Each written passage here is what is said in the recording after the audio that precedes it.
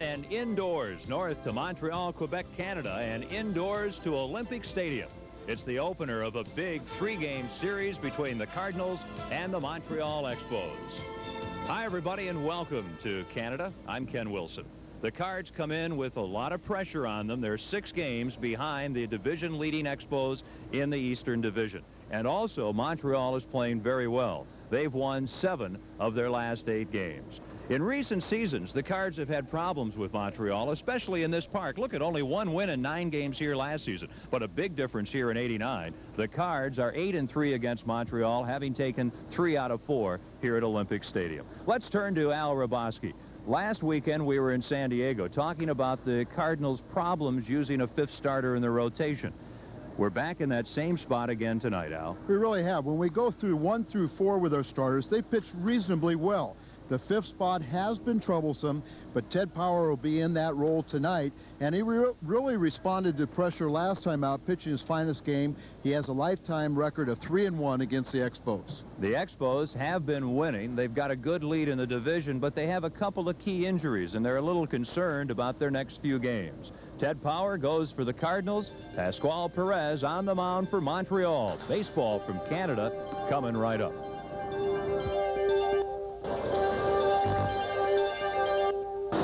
A big crowd here in Montreal. Attendance has been a problem even with the Expos in first place, and they have been in first place in the East for 31 straight days. So Pascual Perez and skipper Buck Rogers and the Expos have to be pretty pleased as they take the field, because this is one of their bigger crowds of the season here tonight to open this key 3-game series. Well, anytime Pascual Perez is on the mound for Buck Rogers, you know, things are entertaining. And Pascual got off to a terrible start. He was 0-7, and then in his last 7 decisions, he's 5-2 and pitching very, very effectively. He's colorful, isn't he? He runs to the mound. He seems to be all arms and legs, very animated. Well, you see his numbers, and he walks very few. Only 28 to 119 innings of work. They said the last time out, he took mud, he took the dirt and put it all over his uniform. But we'll watch that and see if he does that today. For Montreal, the outfield, Raines, Martinez, and Brooks. The infield, Wallach, Houston, Garcia, and Galarraga. Santovania is the catcher, and Montreal is very pleased with their defense.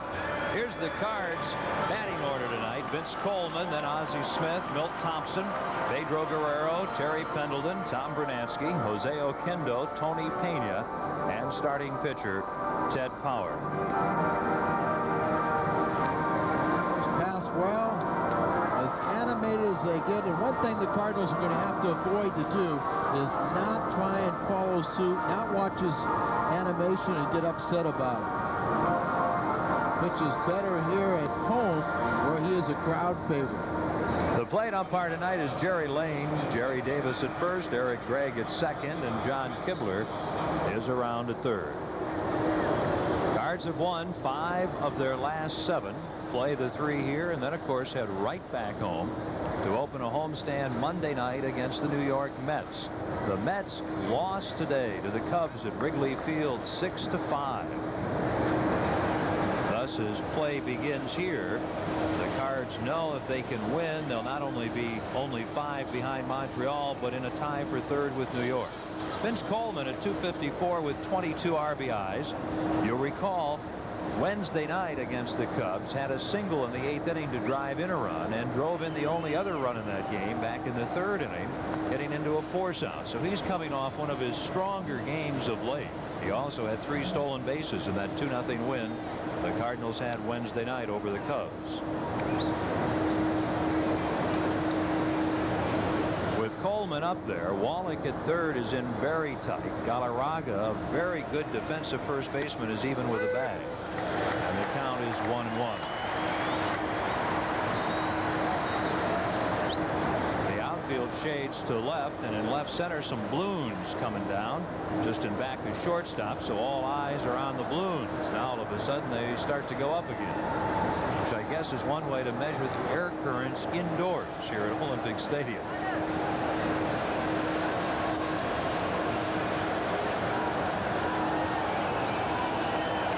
Pasquale. Shoot the balloons.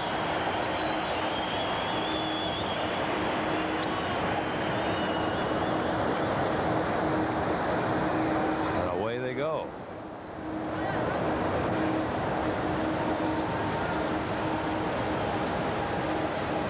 Coleman digging in, 1 ball and 1 strike.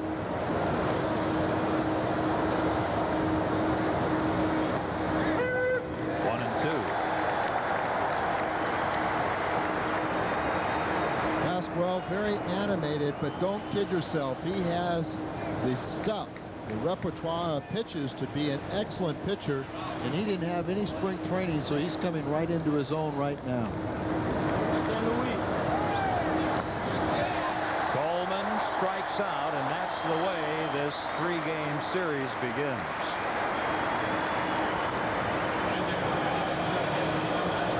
Pasquale has an outstanding sinking fastball. There you see one of his breaking pitches. And he's ahead in the count, and so the ball just dips and dives out of the strike zone. And Coleman goes after a pitcher's pitch. Starting pitching, one of the real strengths for Montreal. Ozzie hitting .287, 38 RBIs, and he looks at 1 for ball 1.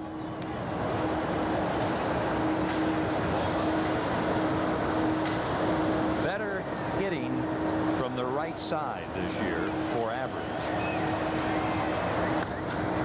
The second baseman is Damaso Garcia, and the throw to Galarraga means they're 2 away here in the Cards' first inning. Well, if any of the Cardinal hitters who've had the most success against Perez, it is Milt Thompson. There isn't much success from anyone. And Thompson, of course, having a good year at .287, 2 homers, 35 RBIs. One of his 2 homers against Montreal. Thompson and the man on deck, Guerrero, have probably hit Expos pitching this season better than any of the other Cardinals. And again, we mentioned the Cards have had good success against the division leaders. Ball 1, and they're just hoping it continues here this weekend. Well, to back up your point, I was asking Larry Benarth, and he paid a lot of tribute to Milt Thompson, but he said Guerrero is the reason why we have not pitched Guerrero well. That's why the Cardinals have beaten us this season. A good change, 1 ball, 1 strike. There's Guerrero. He has hit .390 against the Expos, and probably more importantly has 10 RBIs. Yeah, that's it. It's the big key hits when they count it. That's the Pasquale pitch, 1 and 2. That's a little off the changeup. Well, it's a psychological pitch for Pasquale. When he thinks he has very good stuff, you will see him use that pitch more and more. Milt sees it, he committed himself, but then tried to hold the bat back and then tried to pull the trigger anyway. 1 and 2. 2 and 2. 2 outs, nobody on in the first inning, just underway. From the Dominican Republic, by way of the Pirates and the Braves, Pasquale Perez. Galarraga at first base.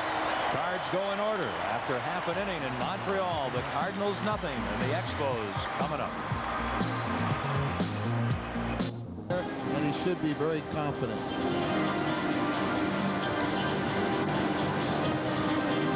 Defensively, Coleman, Thompson, and Bernansky, Pendleton, Smith, Oquendo, and Guerrero, and Pena is the catcher. For Montreal, a team that's very patient at the plate. They have a fabulous on-base percentage and get a lot of walks. It's Dave Martinez leading off, and Damaso Garcia, Andres Galarraga, Tim Raines, Hubie Brooks, Tim Wallach, Nelson Santovenia, Jeff Hewson, and Pasquale Perez. Let's look at the numbers of Teddy's last start. Against the Padres, which he ended up with 2 victories there. There's only 2 of the year, but 6 2/3, 3 hits, 1 earned run, and that's a key ingredient. Did not walk a man while striking out 2. Teddy must pitch ahead of the count, and what he did in that last start was he really changed speeds and made himself, gave himself a better shot. Here comes Dave Martinez, the former Chicago Cub. This Montreal offense has not really been dominated by any player or any two players. Martinez at 277, 3 homers, 17 RBIs. No one is really having a fabulous year, but they have players who are patient. They get on base, and generally most of their hitters are just having pretty good years. You put that together with Buck Rogers' defense, and he feels he might have the best defensive team in the league with 5 very sound starting pitchers and Tim Burke. That pretty well tells you the story. Well, they really have had very few injuries. Right now they're kind of banged up the middle, and we'll have to wait and see if that plays an intricate part in this series. Quickly, 2 strikes on Dave Martinez. Their shortstop, Spike Owen, is on the shelf. He'll be back Tuesday. They've really liked him. He's been steady defensively and has gotten on base a lot, but he's out. And now the fellow who's really done the best job at second base for the Expos, Tom Foley, is on the shelf with a bad finger. Garcia had platooned a bit with Foley, so Garcia's going to see most of the action at second base. They have young Jeff Hewson up playing shortstop, and they've also called up junior Lucky Noba to play some infield also. That is Hewson, who's been playing shortstop and has been having some problems. He's been erratic. Yes, he has, Kenny. He's only played 10 games and has committed 6 costly errors. 1-2. Another. Power will let it go, and it'll again be 1-2 on Martinez. Dave Martinez is starting to come alive offensively. And off to a poor start. First base coach is Rafael Landestoy. The third base coach is former Oakland A's manager Jackie Moore. You know, you look at Dave Martinez, Al. He's been hitting a bit, but I'll tell you something, I'm just glad Otis Nixon isn't in there. Seems like we always see Otis Nixon leading off and playing center field against the Cardinals, and he just does a fabulous job. So seemingly anybody is better than Otis Nixon when we're here. Well, Nixon may be one of those guys, too, that excluding the Cardinals, he plays much better off the bench. Defense straight away on Martinez, and the Floridian rips a single to left field. Dave Martinez, who also has hit the Cardinals this year. He's 5 for 12, is at first base.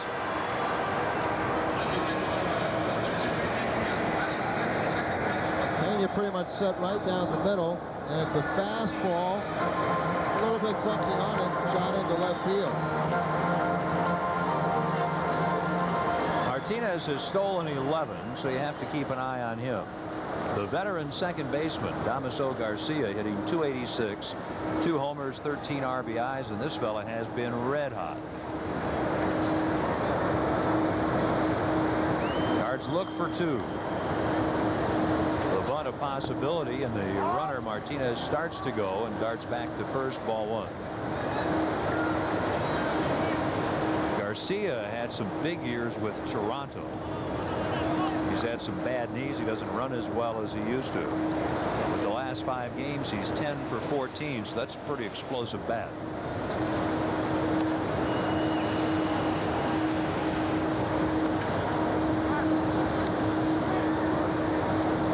We mentioned the on-base percentage of the Expos, very high. They have a .332 on-base percentage as a team.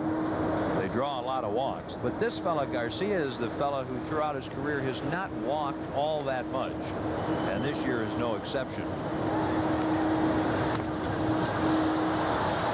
Oquendo's play is to Guerrero to retire Garcia, and on the excuse me ground ball, Martinez advances to second base.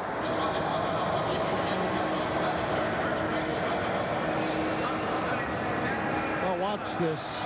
Excuse me, swing, change speeds, and he fooled the batter. And that's what Teddy must do. He must change speeds, work in and out and up and down, and utilize his changeup and his curveball a little bit more. Andres Galarraga. This is the first year he has not murdered Cardinals pitching. He is trying to pick up Martinez. No score, first inning. And and strike one. And Galarraga is the big RBI man on this team with 60. Those 60 RBIs, sixth highest in the league. His average is up now to 263, and he leads the team with 15 homers. He's among the top 10 in the league in that department.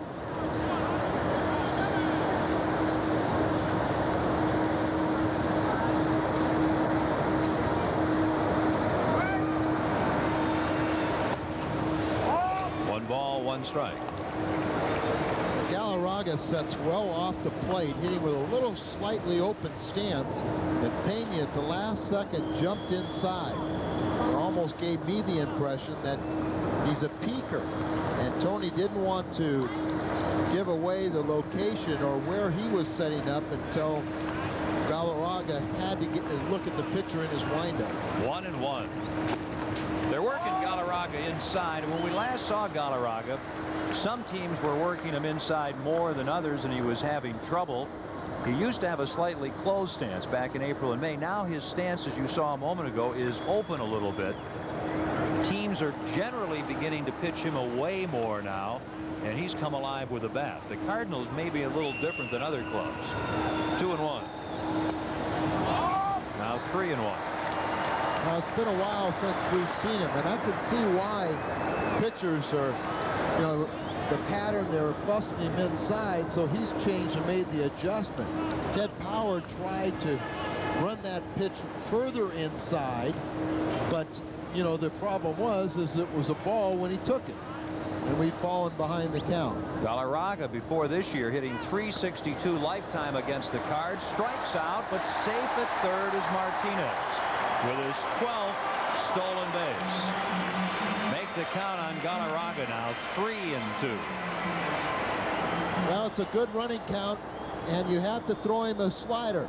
It was a good pitch, and Tony makes a quick throw, a tag. He goes around Pendleton, receiving the ball in the front end of the bag. Martinez slid to the back half. He's there with one out. 3-2 on Galarraga.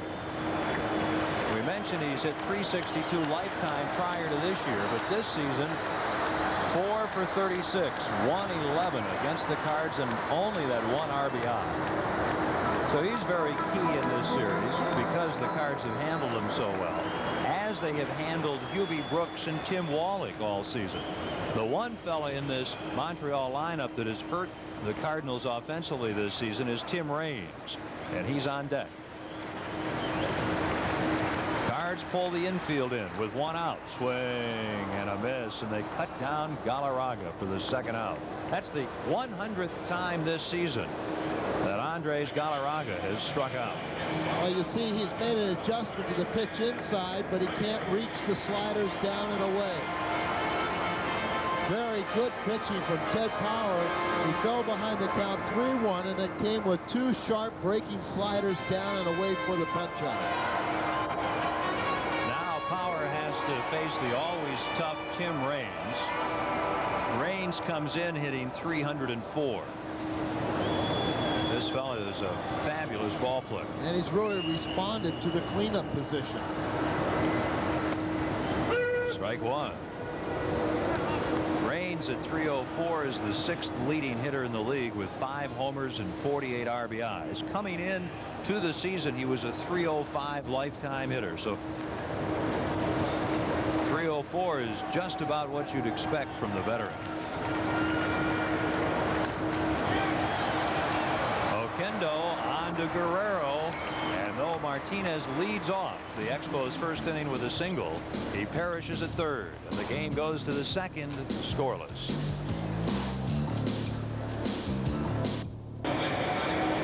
Rogers on the left, his hitting coach Joe Sparks, a very successful AAA manager in his career, next to him, and Pascual Perez, who mowed down Coleman, Smith, and Thompson in the first inning, on the mound. Well, Pascual is a very interesting guy. He's won 5 of his last 7 decisions. Fastball, slider, changeup. His fastball primarily is a sinker. Don't get caught up in his antics. And he's throwing harder than ever. Everything now is in the 90-mile-an-hour range. He's very quick to first and likes to throw over. But Pascual is the type of guy that can be a dominant pitcher, and he's a guy that the opposition hates. His teammates love him.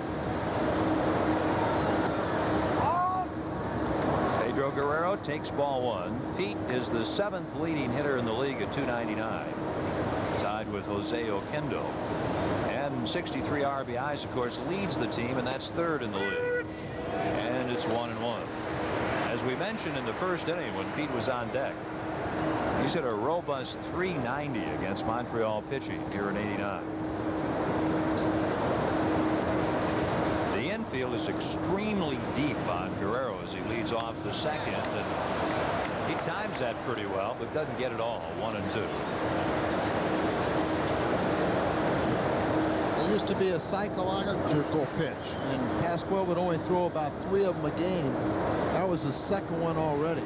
So he thinks he has good stuff tonight, and he's pumped up for this home crowd. Wallach at third base is really right now as deep as you'll ever see a third baseman play. And the outfield, like the infield, is also deep. Look how far back he is. 2-2. You know, he can do that with Guerrero. Sure. You know, Pete's not going to run. He's not going to drop down a bunt. And when you talk about Wallach, you're talking about a 2-time Gold Glove winner at third in '85 and again last season. Foul off the bat of Guerrero into the glove of Santovenia, and Perez picks up his 2nd strikeout. Well, believe it or not, Pasquale is toned down from things of the past. It's a slider off the plate, but they said he tipped it, and it went into the glove of his catcher, Santovenia. Pasquale used to shoot you after he struck you out. Then blow the smoke off the gun and put it back in the holster. Here's Pendleton. Ball 1. Terry hitting .253, 6 homers, 44 RBIs, and has not hit well against this club. But we know that he's been red hot lately. Came out on the subway today with Terry, and I asked him, I said, well, how do you do against Pasquale? And he says, I don't hit him very well. And I said, well, you joined some company. Big July. No score here in the 2nd inning. And 2 balls and a strike on Pendleton. We mentioned Wallach, a 2-time Gold Glover. Wallach and Pendleton may be the 2 best defensive third basemen in the National League, and that's not to discredit Howard Johnson. But in this 3-game weekend series, you're looking at 2 teams who feel they have very strong defenses, and maybe the 2 best defensive third basemen in the league going head-to-head. 2-2 on Pendleton. Just a little battle as an aside to the big battle between the Cards, who are trying to gain ground, and the Expos.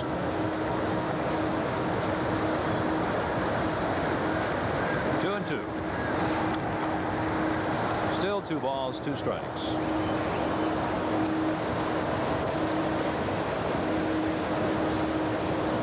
Perez has had very good control, especially lately.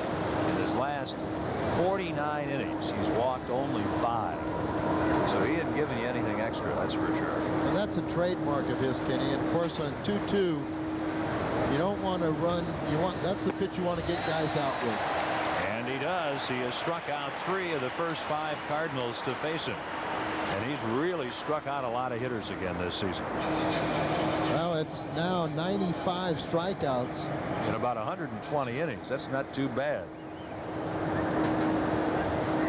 You say 2-2 pitch, gives him the fastball, and you don't want to run that count 3-2 or get into running situations with men on base. Just go right after him with your good hard stuff. Perez against Brunansky. Strike 1. Tom is hitting .249. He leads the team with 14 homers. That's 9th in the league, and 58 RBIs is 8th in the National League. No score in the 2nd inning. And quickly 2 strikes on Brunansky. Earlier in the season, but Pasquale, when he had a hitter 0-2 or was way ahead of him, he had poor concentration. But lately, he backed it up with very few walks. That's why he's winning now. 1-2. If you're just joining us, we're in the top of the second inning here at Olympic Stadium in Montreal. Pascual Perez has retired the first 5 Cardinals to face him. Ted Power pitching for the Cardinals. Dave Martinez led off the Expos first with a single, got to third on a ground out and a stolen base. But that's as far as he got. This one is scoreless. They'll play here tomorrow night, again Sunday afternoon, and then the Cards are back home Monday night against the New York Mets, who lost today at Chicago.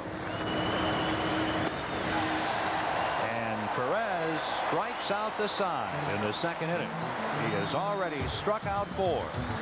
And after an inning and a half, no score. Watch the game here at Olympic Stadium. You may hear a loud hum or a low roar. It's not Al Raboski's limo at the main entrance. It's those fans, very loud fans that just kind of give you a nice sort of annoying undertone here at Olympic Stadium. Well, Ted Power is back out on the mound and coming off his first victory as a starter. He has all 4 basic pitches: fastball, slider, curveball, and change. He's coming off his best outing, so his confidence should be high, and that strikeout of Galarraga should add to it. The reason for his success in San Diego is the ability to change speeds. Teddy gets in trouble when he just throws the hard stuff, the hard fastball and hard slider.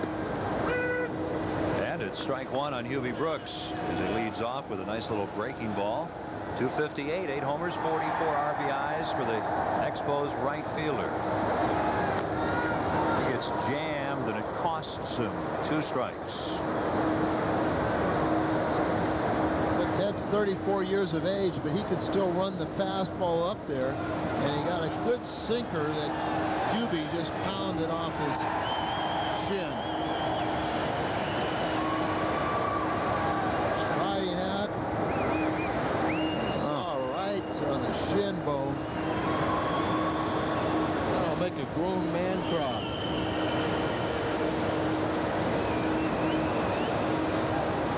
You know, Kenny, these Expos, they have an outstanding ball club, but they have been very fortunate with the injuries to this point. They really haven't had many, and they're a little skitterish with their shortstop and second baseman out right now, but their big hitters have been in there virtually every day. Let's pause here 15 seconds for station identification. This is the St. Louis Cardinals television network. No money down at Cribbs Ford City. For those of you who count every pitch, Power has just thrown one high, so the count is 1 ball and 2 strikes. Brooks leading off the second, no score. And he grounds it to Pendleton. And that's 1 away.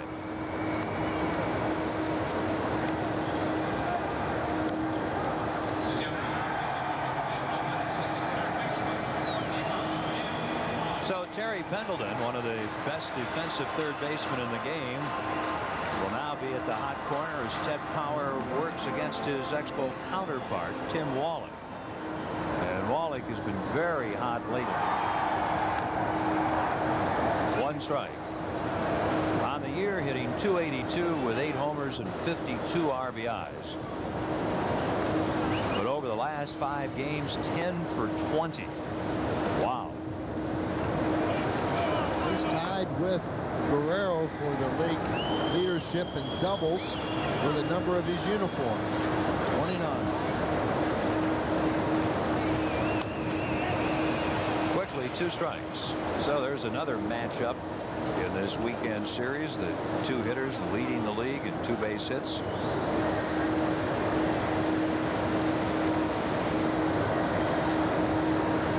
Power, former Dodger, Red, Royal, and Tiger.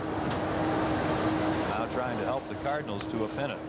Fastball breaks the bat of Tim Wallach. Still 0-2.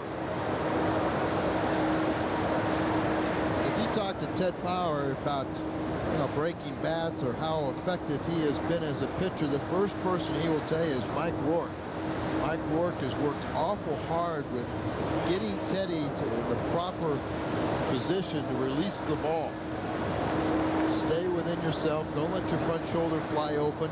And that allows him to stay on top of his pitches to where he will have that good running fastball where we saw Brooks fouled off his shin and Wallach break his back. 2 strikes on Wallach. No score, second inning. 1 out, nobody on. So he comes in, now goes away, and it's still 1-2. So Teddy's still in the driver's seat.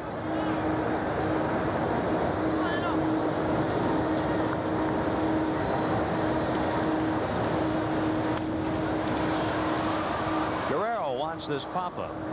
He snares it, 2 down.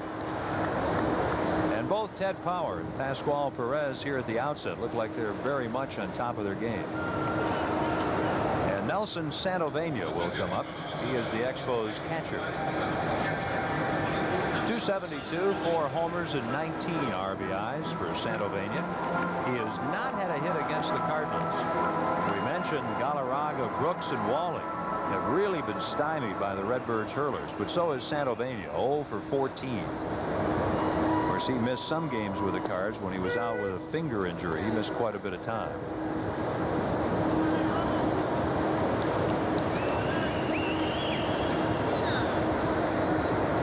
Sometimes you're, as a pitcher or a position player, when you're nearing the end of your career, you're in such a rut. All you need to do is have one good outing to build some confidence on. Teddy's come out here and he's really taken charge. You can almost see a different air about Ted Power right now. He has that confidence. 1-1. 2-1. Don't kid yourself. He knew it. You know that rope was around his neck for that fine outing in San Diego. Whitey just hoping he can get a bunch of innings out of his starter tonight. Well, you just watching Power in 2 innings not only see that air, but you see those good pitches inside that you've talked about consistently.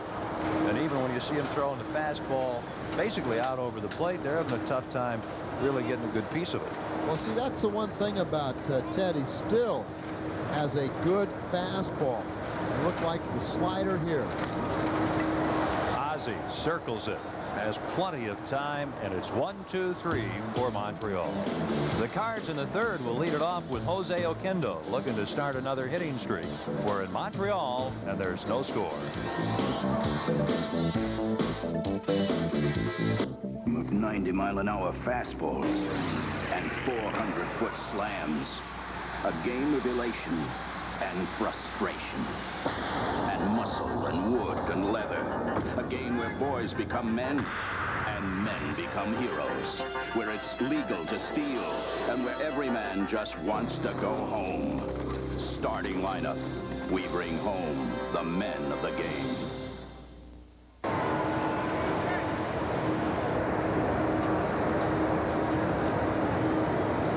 See Jose Oquendo, he just had his 23-game hitting streak, the longest in the major leagues, snapped on Wednesday night. 39 hits, so almost 2 hits an inning, or 2 hits a game. Can you imagine hitting .464 over 23 games? You know what that's done for him? Look at, he's hitting .299, 7th in the league. But in this month of July, he's raised his average. And by July, it's tough to lift your average very much. He's raised it 47 points in July. Martinez makes the grab. Pascual Perez has retired the first 7 Cardinals here at Olympic Stadium tonight. That's the first time the Cards have gotten the ball out of the infield.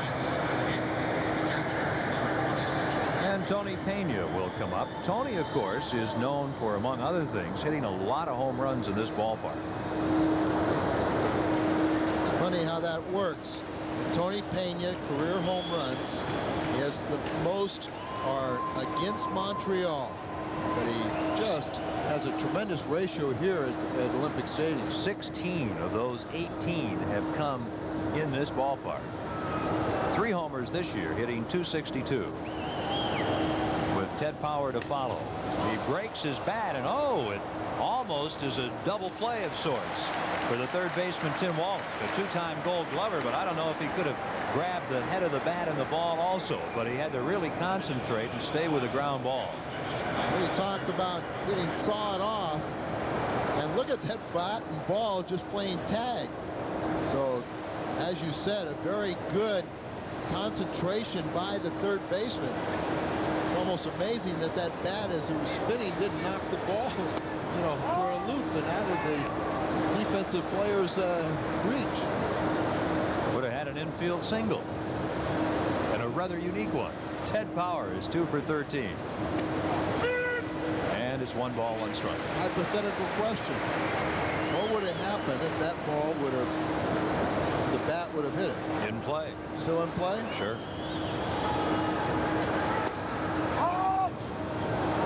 I trust you. 2-1. In play.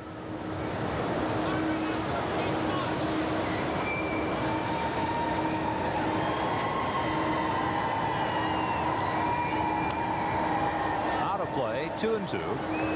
The Cards have not had a base runner. The Expos have had only 1. And there's no score in the 3rd. The Cardinals are right at 500 on the road. 23 wins, 23 losses. And of course, 5 over 500 overall. And they have a 4-game winning streak on the road. Thanks to the San Diego Padres. And of course, as we mentioned earlier, the Cards have won 3 of the 4 that they have played here.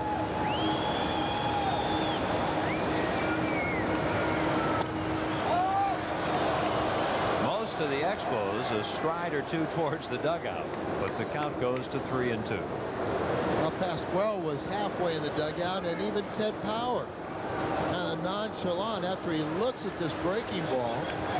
I guess the only thing that could be called is a bit high, or the umpire missed it. I think the umpire missed it. I agree. 3-2. Jerry Lane being the plate umpire. We saw a lot of him in spring training, and recall he did a fine job, and he's had some very good games umpiring that the Cardinals have been involved in. Just a rookie behind the plate. He gets it this time. 9 in a row retired by Perez. He has struck out 5. On to the bottom of the 3rd. No score. Time for our Lincoln Mercury stolen base update. Vince Coleman with 44, and of course 44 for 44 this season, leading the Cardinals and the National League. And of course he has 50 straight dating back to last season, an all-time major league record.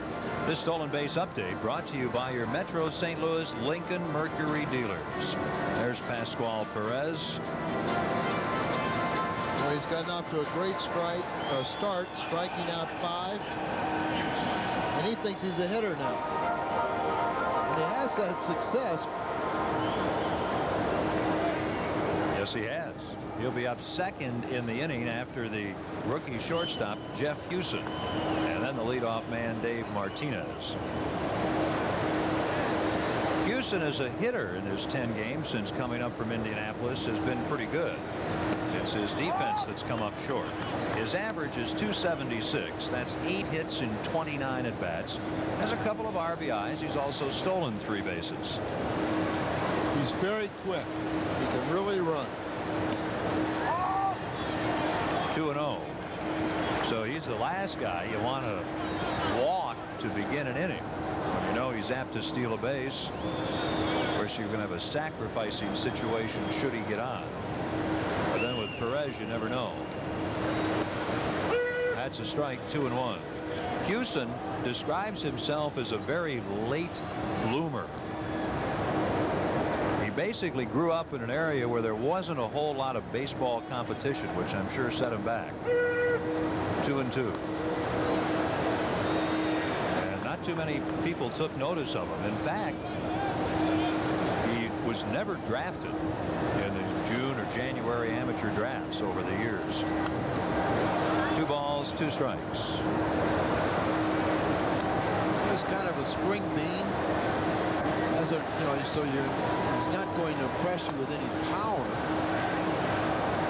You can kind of see how a guy like that would have a little bit of a hard time if he really didn't play baseball for a long time. He grew up in an area that produced a couple of other big leaguers, John Denny and Billy Hatcher. And it's an area where you're not exactly going to be seen by every scout because not too many scouts hit that area, which is north central Arizona. Billy Hatcher's from Prescott. John Denny, the former Cardinal, of course. I should say Billy Hatcher is from Williams, Arizona. Right. John Denny is from Prescott. And this young man is from Sedona, which doesn't even have a high school. So he had to go to a neighboring town to go to high school. And Houston strikes out, leading off the third inning. Well, Teddy comes all the way back and gets him. This is kind of a borderline pitch right here. But it's a good sign. It's down the middle of the plate. It just appeared to be a little bit low. But it's a good sign that the umpire is thinking that Ted Power is going to throw strikes. Well, we're going to see Ted Power against Pascual Perez here. Perez can be as colorful as a hitter, and he pokes his bat right at the midsection of Tony Pena, as he is as a pitcher. He's 7 for 32, as Al pointed out. He will somehow get a little wood on it. He's the guy we always talk about who likes to take the first stride towards the dugout. And he still does. A few years ago, when they had a big Donnybrook, he was with the Atlanta Braves. The Padres threw at him 4 times before they finally hit him, and he still has that fear of being hit by a baseball. But apparently, instead of going up there, at least now he's going to swing the bat a little bit and run at the same time. 1-2. Watch his front leg. He will take a stride towards the Cardinals' third base dugout, stepping in the bucket. Next pitch is a ball, 2-2. Boy, he's really spread out in his stance too, isn't he? Which accentuates the fact that he's all limbs. And you know, that's tougher to get out of the way of a pitch too, when you're spread out. With his feet spread that far, it's hard to imagine he gets much of a stride. He's got the long pins. Fly ball left center field. Coleman back on it, and that is out number 2. Well, we mentioned the pressure is on the Cardinals in this series because the Redbirds are 6 games behind the division-leading Expos. And you said that New York lost today in Chicago, so the 4 top clubs are going head-to-head. And when you're in your own division, a lot of ground can be made up, or the reverse side of it, which we won't talk about, is you can lose ground quite quickly. The Mets, by the way, have lost 4 in a row. They'll move on from Chicago, of course, to St. Louis for 4 starting Monday night. Here is Dave Martinez, the only base runner in this ball game. He led off the Expos first with a single, eventually got to third and was left there. Ball 1. Martinez, a Floridian who hailed originally from New York City.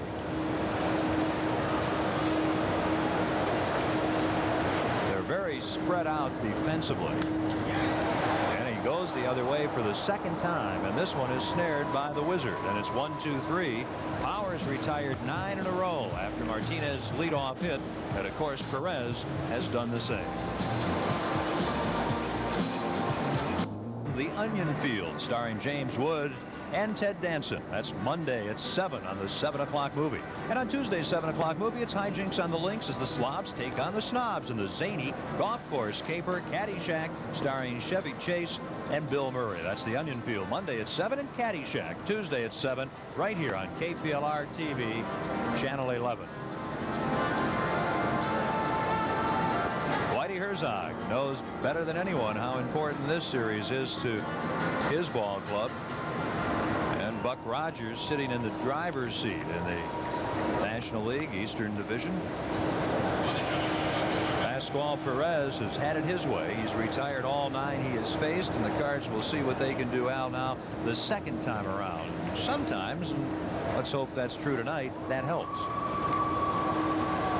Well, against certain pitchers, but I don't think of the caliber of a Pascual or any of the starters we're going to see in this series from the Expos.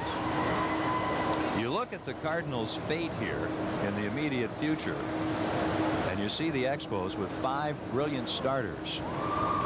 Perez tonight, Dennis Martinez tomorrow night, Bryn Smith Sunday night, which means we miss Kevin Gross and Mark Langston. And then you go right into it just as heavy with the Mets, with great starting pitching, though their starting pitching has really not been as great this season as it has been in past seasons. But you could see some tough customers next week at Busch. There's Dennis Martinez. He's only 11-1. Yeah, he's pretty hot. We'll see him tomorrow night. The Nicaraguan right-hander. Well, Pasquale has already made 2 previous starts against the Cardinals. He's 1-0 with an ERA coming into this game of 0.64. So he's lowered that. We have not done much against him. We haven't done anything against him. No score in the 4th. Houston has a little trouble on the exchange, and Coleman is safe. Coleman is safe at first, and there may have been quite a lunge at the bag, but Vince is all right. Houston had trouble on the exchange. Well, let's take a look at it right there. You saw the slight hesitation, and when you do that with the quickness of a Vince Coleman, he's going to be safe. Now watch his hand. He reaches in the glove, and he had to double clutch it. Go back and get it one more time.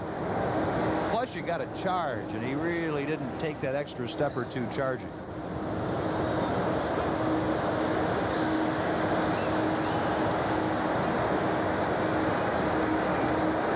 Jeff Houston, from Buck Rogers' point of view, hopefully learning a lesson there. Coleman with 50 consecutive stolen bases at first, not getting much of a lead and leaning back towards the bag as Ozzie takes ball 1. Oz grounded to Garcia in the first inning. Cardinals with their first base runner on the infield single off the bat of Vince Coleman. Mentioned that Vince in Wednesday night's ball game stole 3 bases. Twice he stole second, and both times he had a terrible jump. He also mentioned that he silenced his critics and said that he wasn't concerned about his major league consecutive steals record, so that's why he stole in the first or second pitch. He's running, and not much of a jump. He is out at second base. That major league record streak is over. Vince Coleman's consecutive stolen base string ends at 50 in a row. It ends here at Olympic Stadium on the 28th of July, and he's gunned down by Nelson Santovenia. He did not have a good jump. Santovenia has been throwing very, very well lately, and you see he is clearly out. There is no question about it. They're giving Santovenia a standing ovation here. And his teammates are congratulating him, and I think really it might be the best thing for that streak to come to an end. He can run with abandon from this point on. And good to see the congratulations from Vinny's teammates. The string is over at 50. So Wednesday night, Oquendo's hitting streak ends at 23 straight. Tonight here in Montreal, Coleman's consecutive stolen base streak ends at 50. Kenny, you made the point when Oquendo's streak ended, we won the ball game. That's what we're here for. That's the important thing. Each team with a hit. No score in the 4th inning. You know, he's ignored out in left field as Ozzie draws a 1-out walk. But a man who probably understands what Coleman's going through right now better than anyone is Montreal left fielder Tim Raines. And I'll tell you why. Back in the 70s, the record of 38 straight was set by Davy Lopes. This man, Tim Raines, in 83 and 84, had a string of his own. He got within 2 of the major league record held by Davy Lopes. Raines got to 36 straight. As he inched near tying the record, he was picked off first. That's how his ended. Well, Coleman went on here in 88 and now 89 to break the record of Davy Lopes, and finally his comes to an end. And a pitch out and nothing doing with Ozzie at first. And let's don't slight Vince Coleman at all, because 50 is 12 more than the past record, which lasted well over 10 years. So Whitey Herzog was making the point that he doesn't think he will see that record broken in his lifetime. Thompson bounds it to Houston. Houston goes to Garcia, who goes to Galarraga. Oh, out at first. It's a double play. Boy, It's tough to double up Thompson, but the Expos do it. And after 3.5, there's no score.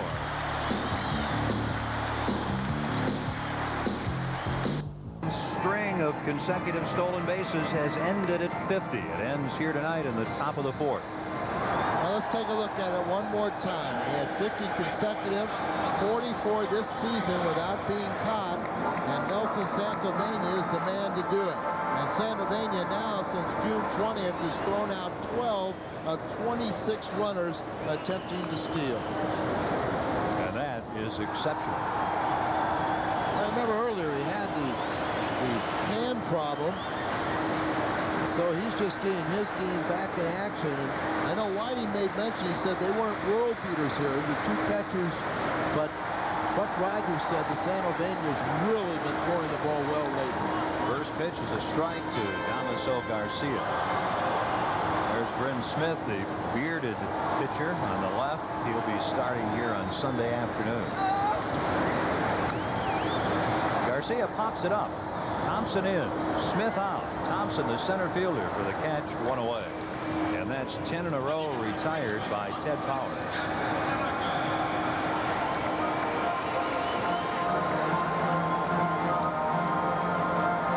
So 32-year-old Ted Power is pitching magnificently here tonight.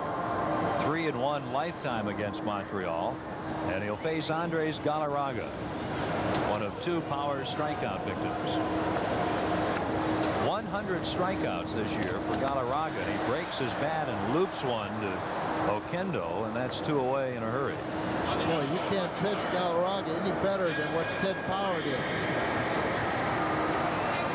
Oh, I think the part of the bat, the left part of the bat that breaks, if it doesn't catch the umpire, it comes back over the shoulder, and they're attending to the home plate umpire now. Plate umpire Jerry Lane. I think the bat came around and either caught him with a fragmented part of the bat come around to the neck area, or does it come around and catch him around the shoulder? A hazardous spot to be sure. Just get caught in there between the mask and the chest protector shoulder protection. And it appears it'll be all right. Tim Raines is going to step up for Montreal. Of course, we talked about Raines having a streak of 36 stolen bases in succession, ended back in 1984. And of course, he was the reigning stolen base king in this league before Vince Coleman came on the scene. And look at between St. Louis and Montreal, Ron LaFleur and Tim Raines and Vince Coleman. And by the way, Kenny, in the ballpark here tonight is another National League stolen base champion. That's right. You know who it is? Yes, I do, and I knew it when it was brought up a little bit before the game. It was back in an era when you didn't think about stealing any 100 bases in a season, believe me. But anytime we can say one more time, congratulations to the newest Hall of Famer, the Red Sanders. Led the National League in stolen bases one year with a whopping total of 26. I believe it was in 1945. 1 strike. Now 1-1 on Raines. There is the redhead. Oh, by the way, did you hear about his Hall of Fame ring?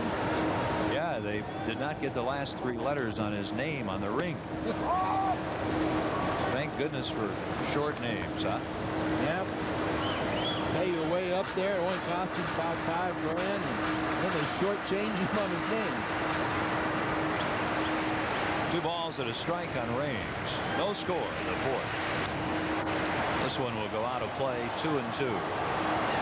Raines' best stolen base season was 1983 when he stole 90. 1981, how many did he steal? 71. 71 in the strike year, and I think he stole 71 in 88 games. That's right. And he strikes out here. 12 straight retired by Ted Power after Martinez leads off the first for Montreal with a single. So we go to the 5th, still no score.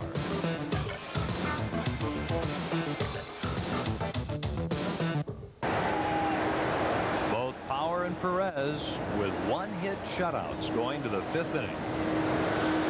Well, Pasquale is so important to the Expos, but what a lift Ted Power gave us in San Diego, and more importantly, in the biggest game. This is it. You know, what happens in the first of the 3-game series really set the tempo for the rest of these pressure-packed series up here. Here's Guerrero with Pendleton and Brunansky to follow. They batted as a trio in the 2nd, and all 3 struck out. Ball 1. Perez has faced the minimum through 4. But he's given up an infield single to Coleman, who was out attempting to steal 2nd, and a walk to Ozzie Smith, who was erased when Thompson hit into a double play. Nice reach by Galarraga. Guerrero is out number 1 in the 5th.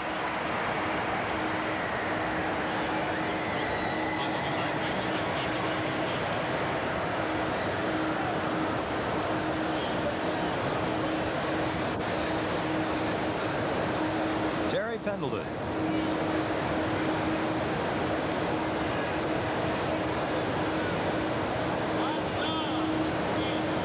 Last year hit .253 and came into tonight's game hitting .253.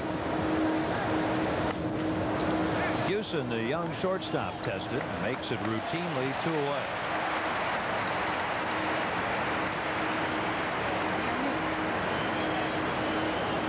Starting to play this one like they're double parks out in front of Olympic Stadium. Tom Brunansky will come up. We're going to be with you here on the Cards television network now for all of the games this weekend. Tomorrow night's game was not originally scheduled as a TV game, but we'll be here at 6:30 again tomorrow night. Ball 1. Ken Hill and Dennis Martinez. Then at 12:30 Central Daylight Time Sunday, Joe McGrain and Bryn Smith. Then back home to take on the Mets. 2-0.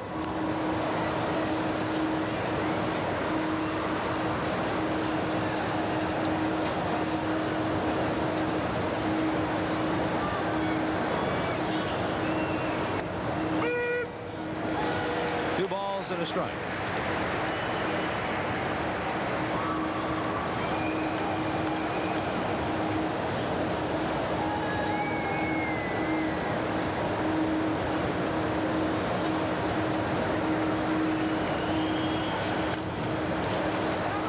Shallow right. Look at Galarraga. Watch him. He can't get there, but it's incredible he's that close. A big turn for Brunansky. They throw behind him, and he's almost caught looking the wrong way. It'll be a Texas League single for Brunansky here in the 5th with 2 outs. It looks like he's asking Riggleman, hey, give me some help. But the big cat, Andres Galarraga, for a big man of 230, he runs extremely well, and he has a strong throwing arm. But Santovenia, playing aggressively, tried to sneak in behind Brunansky. Throw got away, and Pasquale was in perfect position to back up the throw. Boy, those are little things, but man, oh man, over 162 games, it's often the difference of maybe 5-6 games, and that's what they call pennant differences. Strike 1 on Oquendo. We talked earlier about Oquendo's big July. Look at it.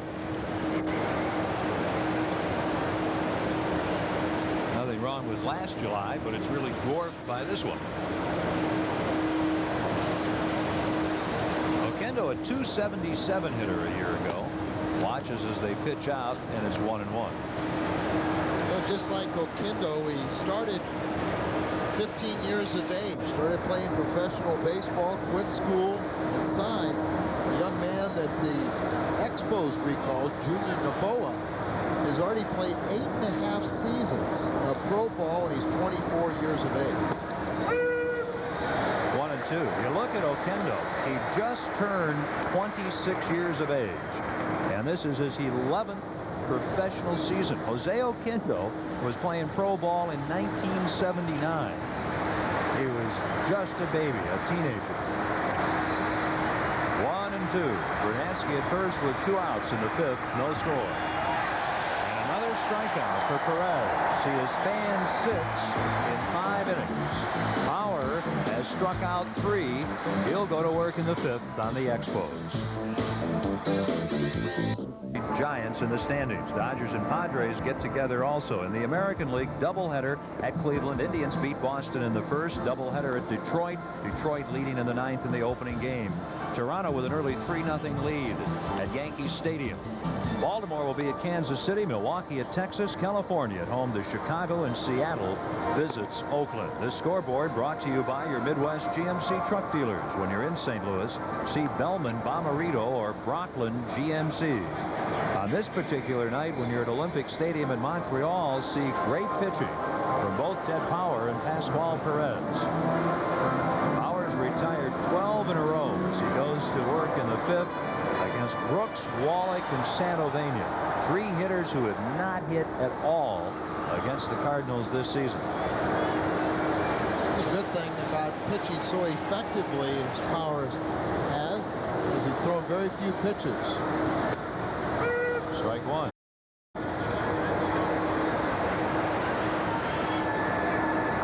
Tough month of July for Hubie Brooks, and he hasn't done much damage against the Cardinals.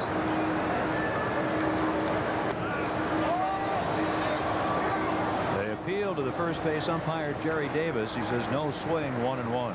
To give you an idea about Brooks, Wallach, and Santovania facing Power in this inning, they've had 83 at-bats against the Cardinals this season and only 8 hits.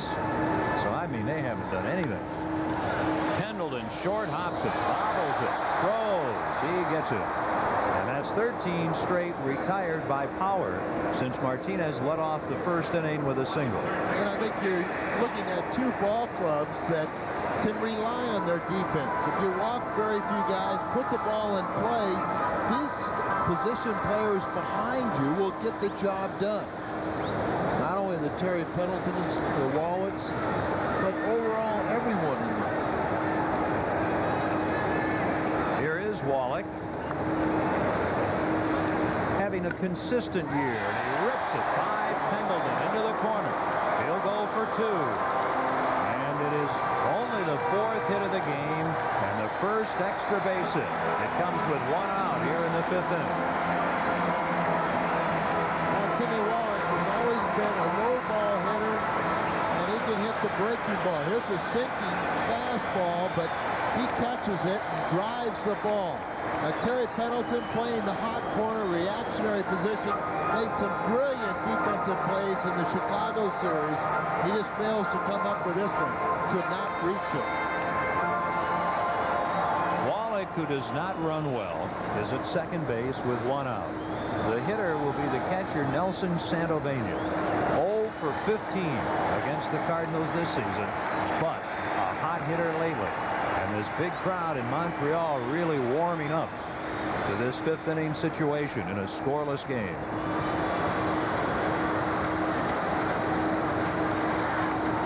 Nice play by Pena, ball 1. A hard, sharp slider.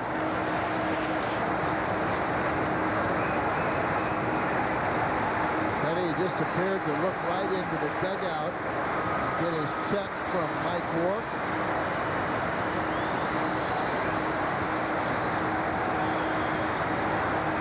No score in the 5th.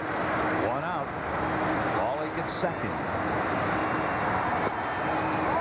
2-0. The Cardinals have had 3 base runners. None of them have gotten past first. The Expos had Martinez in the first inning single, and he got to third. Now Wallach has doubled here with 1 out in the 5th. They're only base runners. Santovania has driven in 19. And it is 3-0. Of course, you've got Houston, the 8th hitter, in only his 11th game up from AAA ball, and Perez following Santovania. Very now good point. a visit out on the mound. Tony going to come out here, and I would have to think that he's just going to settle down, Teddy, talk about what he sees, letting the front shoulder fly open, something mechanical, but more importantly to say it's 3-0 to a guy that is a regular at the big leagues. Don't make a careless pitch and get beat by him. If you do walk him, which you don't want to go out and put other guys on base, but you do have the 8th and 9th men in the order.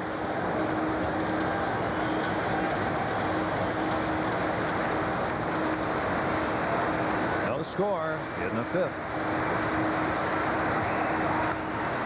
Bounder to Pendleton. He checks Wallach. Throws to Galarraga. 2 away. Well, that was nice. Go out there and throw a pitch and get him to bounce at it. It appeared it could have been ball 4. They challenged him with a fastball, but it was running, and Santovenia, a little over anxious, tried to pull that ball and ground into the infield out. Jeff Hewson took a called 3rd strike in the 3rd inning.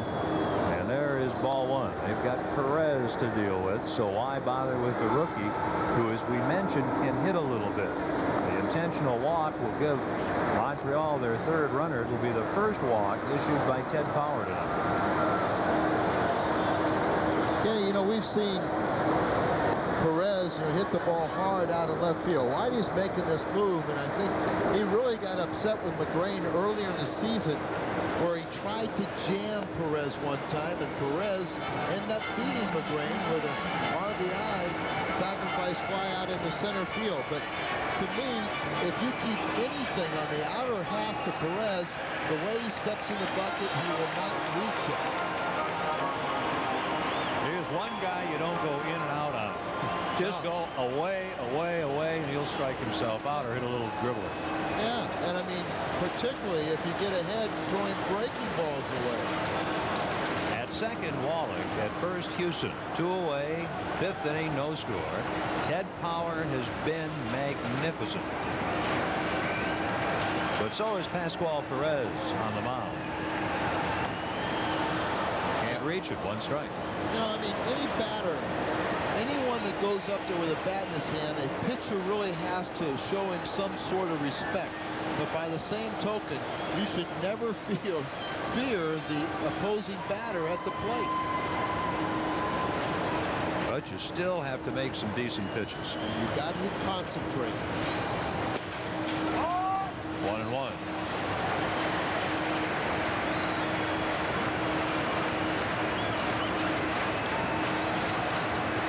Each team, no runs, 2 hits, no errors. The Cardinals have left 1 runner.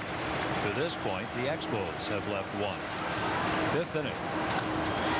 Up the middle, Ozzie on 1 hop to the bag, and the force out on Hewson. And after 5, still no score. Well, the Langston effect comes into play here in Montreal. When they got him, they were excited, and, well, things have gone their way. Well, they've run their record 36-19 since the Langston trade, and Langston personally is 8-3 with an ERA of 2, and he's 5-1 on the road. But by the way, I'm hearing reports right now that he is almost to the point of signing with the Expos. He has been sold on Montreal. And that makes Buck Rogers and general manager Dave Dombrowski very happy. Hey, you've got to give Dave Dombrowski some credit, the general manager here. Yesterday had a birthday. He turned 33 years of age. He got Langston for 3 young prospects. Then he turned around and acquired Zane Smith from Atlanta for 3 more prospects. But he is trying to make things happen and trying to bring that championship here. Well, the Expos are in first place. Their players are happy. Tim Wallach said it well. As soon as we got Langston, you could see a lift in the team's attitude. We've been a different ball club. Our pitching has been great ever since. And that might have helped some of the other starting pitchers kind of bring it up a notch or 2. Well, that was the point that Buck Rogers was saying, that Langston set a new standard, and it just lifted everyone's expectations. And when you look at the Expos in general, they have a very good pitching staff, and they are better than the Mets today. Ball 1 on Tony Pena. I had dinner with the boy genius general manager, which is what I called him so I could say it on the air, Dave Dombrowski. And, you know, he was saying to me, because we were talking about our upcoming series with the Mets, he says, you know, their pitching just isn't the same. It just isn't what it used to be. And maybe that's why they're talking about acquiring Viola. Pena trying to hit the pinkish orange roof. He won't. He'll hit Garcia's glove, and there's one away. And now that deal that's been rumored between the Mets and Twins, it would take last season's Cy Young Award winner Frank Viola from the American League over here to the National League. They're adding the name Ron Darling. Apparently the Twins are saying, you guys are going to have to sweeten the deal. Of course, Darling has not had much of a year for New York. Now, and it would be David West and also one of their other young prospects.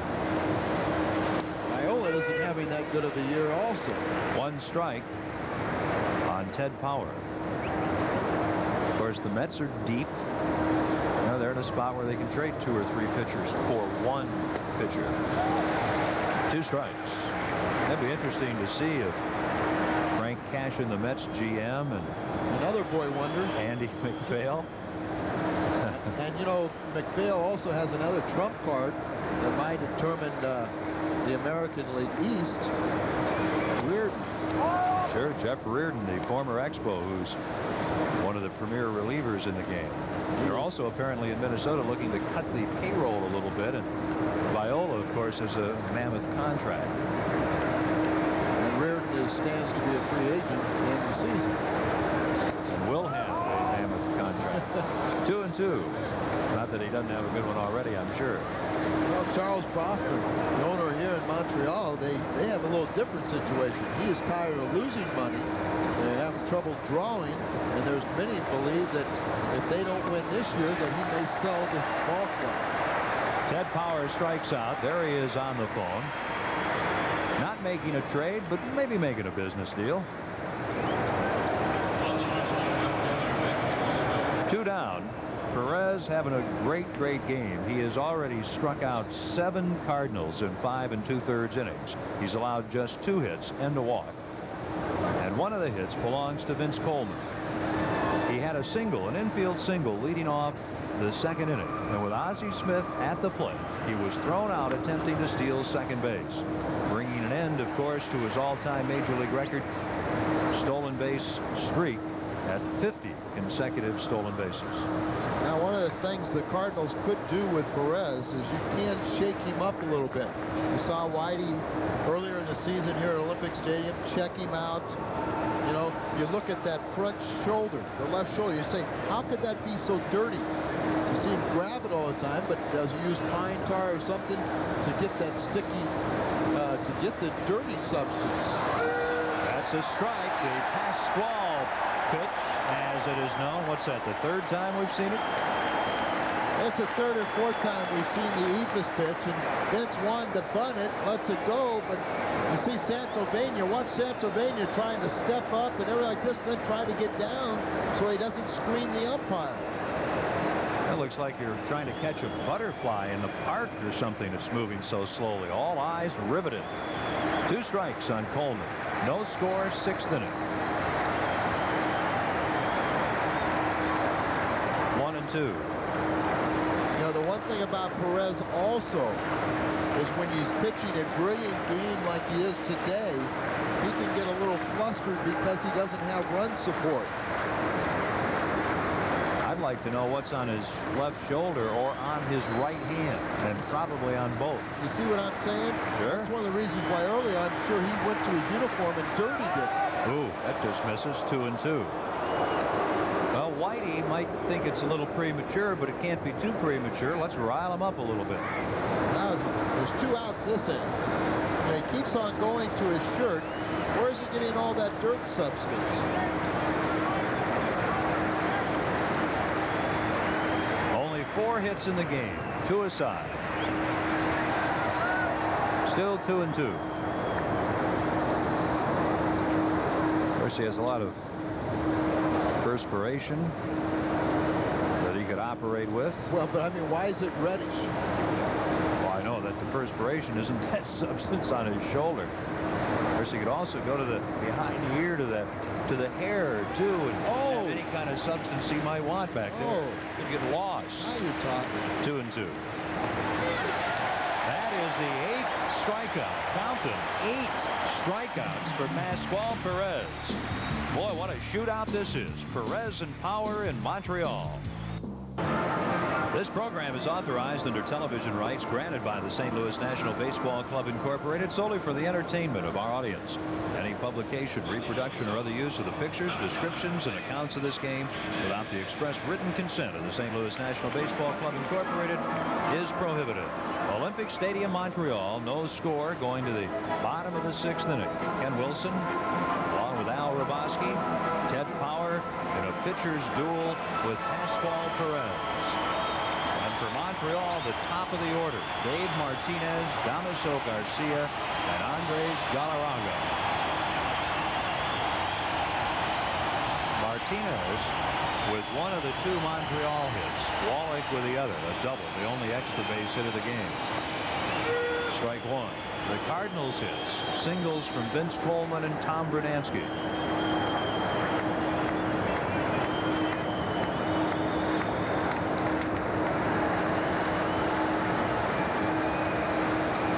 They're in the corners, straight away on Martinez, and it's 0-2. Ted has really changed speeds. The running fastball in on a lot of the right-handed hitters, just sinking it to the left-handed hitters, and then changing speeds with his slider and curveball and changeup.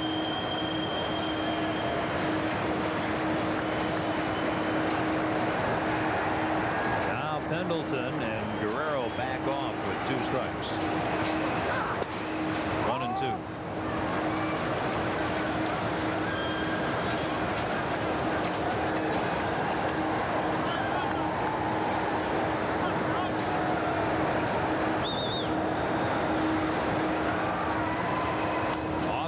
Pitch tapped up the middle. Can Oz do it? Martinez can run. The throw is in time. Oh, they get him. Ozzie ends up practically in the hip pocket of Pedro Guerrero. What a play. I think part of the reason why it was such a difficult play for Ozzie is he was playing well into the up the middle or over into the hole. He catches this completely on the second base side of second and then makes the off-balance throw. The distance Ozzie had to go, difficult enough to reach for the ball and then to regather yourself to make the throw. What a play by number 1. Founder in the hole. Can he go the other way? He makes the play, but there's no chance at all on Garcia. And that is hit number 3 for Montreal. A 1-out 6th inning infield single for Garcia. He bounces his ball. Ozzie catches it 6 feet into the outfield grass. He just wisely knew instead of trying to make the throw to first, he just flipped it to Terry in case maybe they could catch Garcia wandering off the bag. That's the difference between a veteran's knowledge and a rookie's over-enthusiastic in making a throwing mistake. Andres Galarraga 0 for 2 and 4 for 36 against the Cards this season. He might have been, the last few years, the most devastating hitter in the league against the Redbirds. But he's become just a little baby cat here in 1989.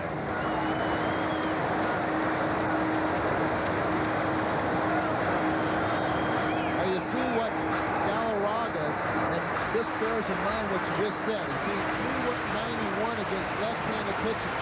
We used to have 3 starting pitchers that were left-handed, and that's why they killed him. Whitey felt we needed right-handed starters against the Expos. And that's why the Cards have been so successful. 8-3 against Montreal this year. We're a right-handed pitching team now instead of a left-handed pitching team. And this club is susceptible to right-handed pitching. 1-1. Really never felt like we had good matchups. All of our left-handers, and predominantly, as you said, Kenny, it's all the right-handed bats. But Ted Power has saved his best pitching for Galarraga today. He has struck him out and got him to line weakly to Oquendo. He struck him out on sliders. He weak little jam shot where he broke his bat on a good running fastball, and now he's coming back with the sliders off the plate again. As big as this series is, and as big as the weekend series with the Mets and Cubs at Wrigley is, the biggest series is indoors in Houston. The Giants and Astros. San Francisco leading the West by 2 over Houston. And they're underway. Jeff Robinson against Jim Clancy in Houston tonight. 2-1. The runner goes, and it's fouled back. 2-2, and back to first will go Garcia. Well, DeMasso doesn't have the running speed he once had. He's had some severely damaged knees, multiple surgeries. He has 5 stolen bases in 8 attempts. The Giants got a run in the first at Houston, and then the Astros scored 2. So it's 2-1 Houston in the second inning. And the Astros shook some things up today. They released veteran pitcher Bob Nepper and assigned the contract of veteran pinch hitter Greg Gross to Tucson of the Pacific Coast League. I don't think Mr. Nepper will be unemployed for very long. Is there a double play in the offing here? Remember, Galarraga runs well. They try to stay out of it with Garcia going. Oquendo gets the out there, goes to first, and there's the double play. And after 6 innings in Montreal, there is still no score. Right there, the fielded step on the bag, and it's only the 5th time this year that Galarraga has grounded into a double play. Very low total for a guy as big as he is and hits the ball as hard in the infield. Pascual Perez, who started the season 0-7, has since gone 5-2. He has 1 complete game in 17 starts. And he has pitched a beauty here tonight. 7th inning, Ozzie Smith, Milt Thompson, and Pedro Guerrero. They're in the corners. Wallach at third, Galarraga at first. Outfield relatively shallow. And it's ball 1 on Ozzie. Al and I both want to take the opportunity to thank our friend Ozzie Smith for having us join him and his friends at Ozzie Smith's Cardinal Ritter College Prep Charity Golf Tournament yesterday. We had a great time out at Lake Forest Country Club at Lake St. Louis. They raised money for a very worthy cause. We had a wonderful time. Met some fabulous people. Really enjoyed the day. Ozzie contributed a lot, to say the least. 2-1. Vince Coleman has pulled a promise from me that I will tell about his golf game. Out of play, 2-2. Not to bore anyone, but he was kind of scary. He takes a lesson every day. Well, you and I ought to take a lesson from him then. He joined our group and played 2 holes, and he made 2 back-to-back shots that were unbelievable. He was in the middle of the fairway, a second shot, 183 yards from the pin. Took out his 5-iron and plopped it about 2.5 feet from the hole. What about his drive? Then he went to the next hole and stood up on the tee and hit a drive 350 yards. Houston, Ozzie's flying, and he is safe at first base. Ozzie Smith leads off the 7th inning with an infield single, the 3rd card safety. Well, Jess Houston has had a couple trouble here. Let's watch the throw, and Ozzie does beat it out. A close play where he circles the ball, but he gets a hop in between hop, and he caught it right in the midsection, and then had to collect his feet so he could throw off the correct throwing position. Oz has stolen 19. This is a scoreless game in the 7th inning. Thompson is grounded to first, then hit into a double play. They look for the bunt possibility, and Thompson's not showing it. Just to clarify Vince Coleman's drive, it was the long drive hole, and I'm not kidding you. He hit it 300 yards on the fly, hit the cart path, and it dropped, I would say, about 355 from the tee, but it was a good 300 on the fly. Incredible. Doesn't count. It's not in the fairway. It drew a lot of oohs and ahs. Maybe he's a candidate for the seniors tour someday. which is what Bryn Smith, the Expos pitcher who's going to work here Sunday, has as a goal. He's a great golfer, too, and wants to be a pro someday. Well, I can play a little bit. So Oz had a big day with his golf tournament yesterday, and again, we're just happy to be involved. Always happy to be out in the community and meet great Cardinal fans, help with the charities. We could use a little charity here, a run or two in the 7th inning. Ozzy's at first, and he has a nice size lead. Nobody out. 1-1 on Thompson. Now 2-1. Milt, of course, playing for the injured Willie McGee. Willie again on the disabled list, this time with a hamstring injury. Pascual Perez is not the easiest to steal off of. He's very quick with his feet, and he likes to throw over, and this is one of his positions too. He likes to throw between his legs. Ozzy's running a pretty slow start. He kind of got tied up in the dirt, and it's 2-2. And I think that's one of the big differences with this Expos staff is they're allowing their catchers the opportunity. They're practicing the slide step. They're paying a little bit more attention to the base runners, not allowing that base runner to get the big jump. Thompson needs a new bat. By the way, we mentioned the departure of Bob Nepper and Greg Gross from the Houston Astros. They've replaced them by calling up rookie outfielder Eric Anthony from Double-A ball and veteran Harry Spillman from Tucson of the Coast League. The biggest crowd of the season has turned out tonight to see that man, Pascual Perez, their first place Expos, and of course the Cardinals. 41,722. 41,722. 2-2. Ozzy's running. Gets a better jump, but Thompson sprays it into the crowd foul. Still 2-2. Ozzy had a better jump there, and you'll find your good, knowledgeable base runners. They will constantly read the move of the pitcher, and they will try and detect anything. Now, Rich Hacker's over at third base, but the only sign he would give Ozzy would be do not steal. You know, we aren't going to see that to Ozzy. He's too intelligent. He's going 2-2. Ground ball, base hit right field. Oz will go to third. Brooks gets the ball back in, and the Cardinals have 2 men on base for the first time tonight. First and third. Let's pause 15 seconds for station identification. This is the St. Louis Cardinals Television Network. No money down at Cribbs Ford City. No score, 7th inning. Nobody out. And here's the man. 63 RBIs worth. The cleanup hitter, Pedro Guerrero. Ball 1, and Perez, like power, not afraid to work the right-handed hitters inside. And just like Larry Bernard said, Pedro is in that situation. This is what he's done over the year, but 384 with men in scoring position, but he's really hurt the Expos this year with the big key hit. He has 10 RBIs against Montreal, and it's 2-0. Santobania wants to go out and make a point to Perez. Well, obviously they're pitching him inside. The ball just keeps on bending in towards Pedro.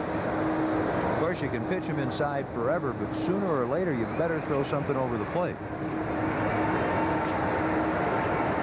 At third, Ozzie Smith, great base runner, wonderful speed, and Milt Thompson, who can fly over at first. Nobody out. And of course now with Guerrero hitting 2-0, righty minor left, you get Milt Thompson into the running game. No score in the 7th. What a chance here. Over the inside corner, 2-1.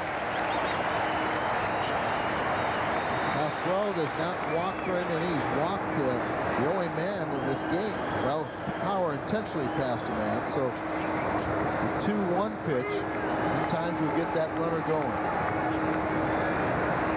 Look out. He'd worked him inside 4 pitches, and he's gone 3-1. Perez, as we pointed out earlier, walks very few. He has walked 6 now in the last 54 innings. Send him down. 3-1. I would. I would too. And there he goes. And it's popped up. Maybe a play for Galarraga. There will be. the first out. Guerrero fouls to the Expos first baseman.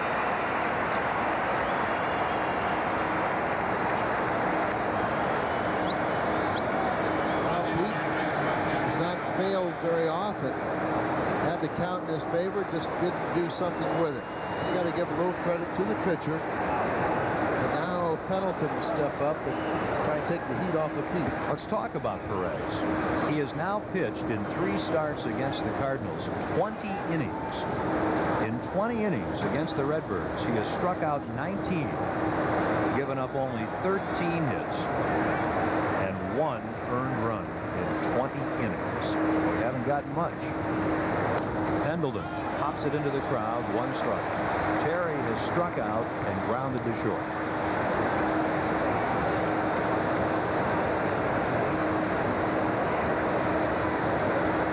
What a ball game. A run would loom very large. And this is the best chance the Cardinals have had by far. Smith at third, Thompson at first, 1 away. 1 strike. 2 strikes, and you can see how angry Terry is with a call by Jerry Lane. Yes, but I think you will find that it is a strike. That's a strike. Terry's reaction, did not believe it.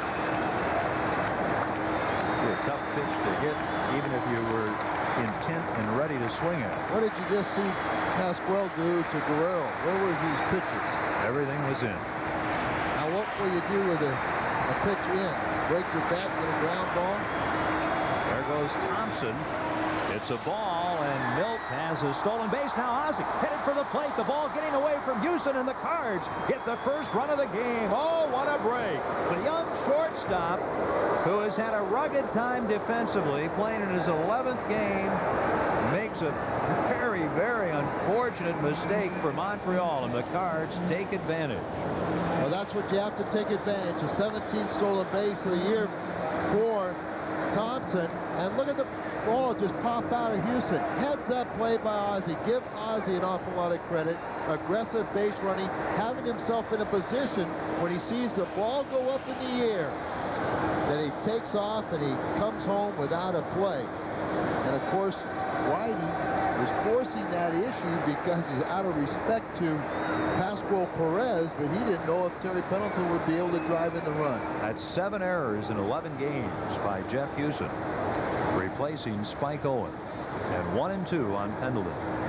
Boy, the running game, it's that old story. It makes things happen. And how important is defense? Well, you just saw right there. Bounder. Thompson moves up. There are 2 down. And maybe the Cards can get another run.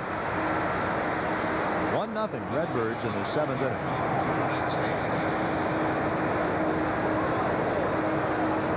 The error on Houston, the first error in this game.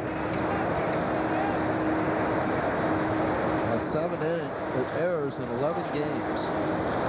He came up in September last year. Played pretty well for the Expos. They didn't have any reason to think he would be on this type of an error pace. Brunansky struck out in the 2nd, singled in the 5th. The Cards with 4 hits, the Expos with 3. Ball 1 on Tom. Brunansky with those 58 RBIs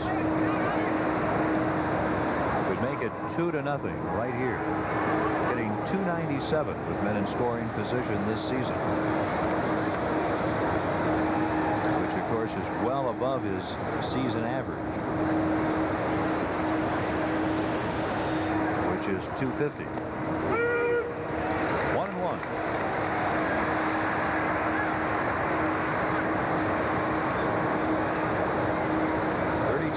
Pasquale Perez, who won 12 last year, going 12-8, is 5-9 this season.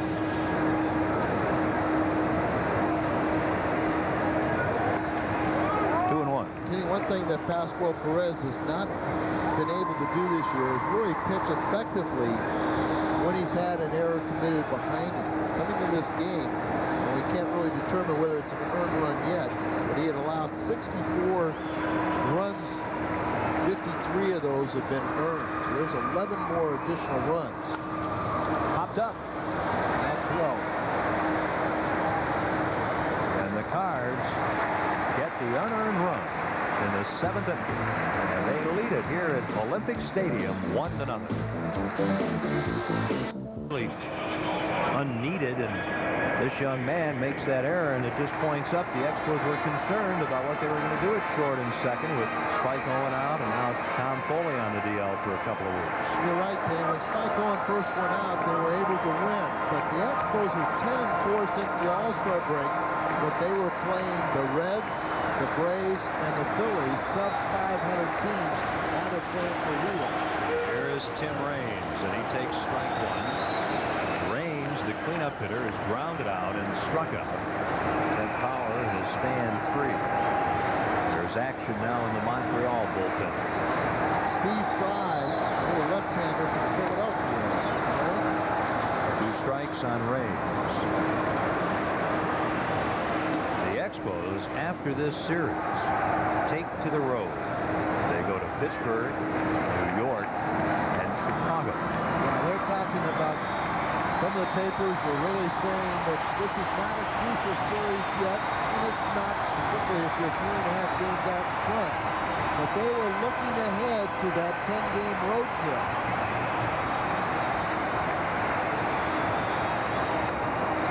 To left field, Vince Coleman is there, makes the catch. Tim Raines is the first out in the 7th. Ted Power and the Cards lead 1-0. This Expos team has a very impressive record here at home. In fact, they are 32-20 at home, and you can see only the Mets are tougher at home. And to give you an idea how well they're playing, you see what their record is at home, 12 games over. But you know, on the road, Kenny, they started out for the first 15 games on the road, they were 3-12, and they're a good road club now. Their most recent record on the road after that tough start is 24-10. Can you imagine? They're 14, and they're 14. They're actually playing better on the road than they have at home. We will see them again at Busch Stadium the 4th and 5th of September. The 4th, of course, is Labor Day. You know, you look at the Mets' home record. They have been so tough at Shea Stadium. Don't forget, after we see them early next week, Monday through Thursday at Busch, we go to New York for a 5-game series, the 10th of August through the 13th. Right into that den of horrors. 2 strikes on Hubie Brooks. About the job Ted Power's done. Last outing, he went 6 2/3. He's worked 6 1/3 now, shutout innings. You give him now, he's talking 13 innings in his last 2 ball games, and has only surrendered 6 hits. Walked 1 man intentionally. Look out, he almost picks off the on-deck hitter, Tim Wallach. Wallach had to take a seat in a hurry. We mentioned the attendance, 41,722. You also, with it, get a little French lesson. The biggest crowd of the season here at Olympic Stadium. And the roof is on. 2 strikes. Ball 1 is fouled. Guerrero, look out for the tarp. And the ball's in the crowd. The roof has been on and off, but on more than off. And they say they could not take it off today with no threat of rain because of the strong winds. Where they are, I don't know, but it's going to be a touchy subject. Last week where they had an hour and 50-minute delay because they couldn't put the roof back on because of strong winds. Olympic Stadium has been a touchy subject for over a decade. 2 strikes. Foul ball, still 0-2 on Hubie Brooks. It's amazing what you can get for $1 billion these days, and still tiny. And of course, the competition between Montreal and Toronto is always intense. French Canada, English Canada, the two major cities of Canada. And now it's the Sky Dome and Olympic Stadium they talk about. The owner of the Expos. Attendance has been a problem here. They're just over 1 million in home attendance. That's it. Brooks, as he does so often, throws his bat at the ball and gets a hit. That is the 4th Montreal hit, and the hits now are even. Ted Power gently threw the bats back, but you're right. Teddy made some great pitches. Got him way out in front. He throws the bat out at the ball in total desperation, but he gets the base knock. Brooks, not much of a threat to run. Tim Wallach is a threat to hit. A 6-game hitting streak and 11 for 22 over the 6 games, doubled his last at bat. Now Tim Wallach could do us a favor and ground into a double play. He has done that 12 times this year. And Ken Daly and John Costello are throwing behind Ted Power now in the pen. Out of play. Hesketh and Fry in the Montreal bullpen, 2 left-handers. And you know, they have 3 left-handers overall in the Expos bullpen. Zane Smith. And Hesketh and Steve Fry. Tim Burke and Andy McGaffigan being the right-handers. Burke the short man, McGaffigan the long man. They haven't had to use the long man much with such good starting pitching. 2 strikes on Wallach. So a good job by Power to get ahead on this tough hitter. Well, Teddy has given us the extra mile, really extending himself out, but this is nothing unusual for the Expos to get 7 innings from their starter. That's what they average. Cards lead it 1-0. 7th inning, 1 out, Brooks at first. Cards getting an unearned run in the top of the frame. 1-2.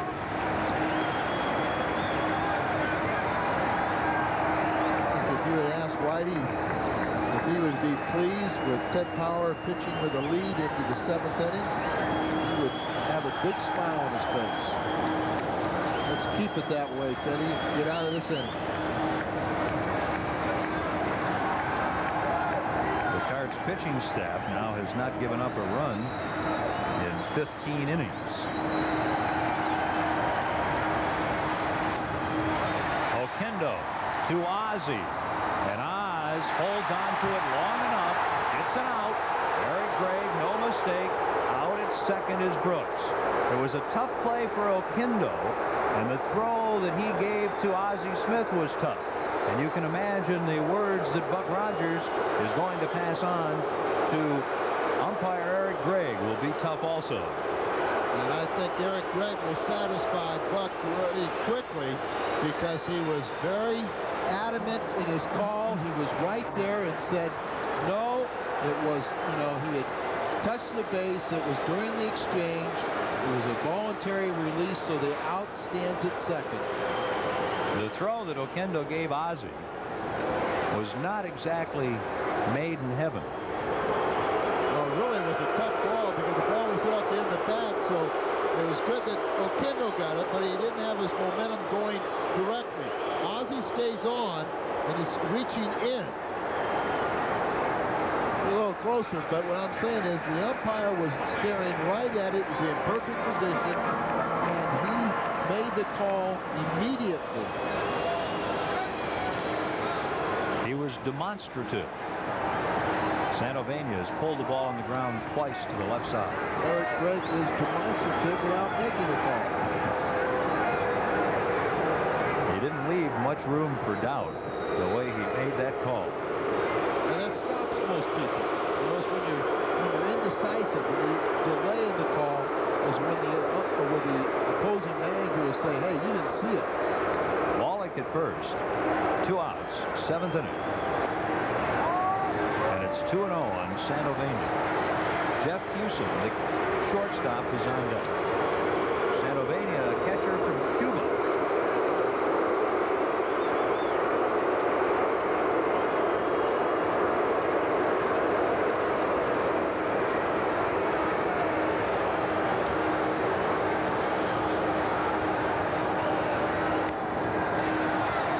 Pendleton hurries over to Oquendo to get the force out.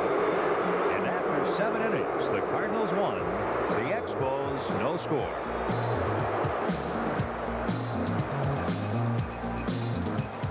For Whitey Herzog. Well, you see the 4 starters, the big 4, are over 500 and have averaged about 6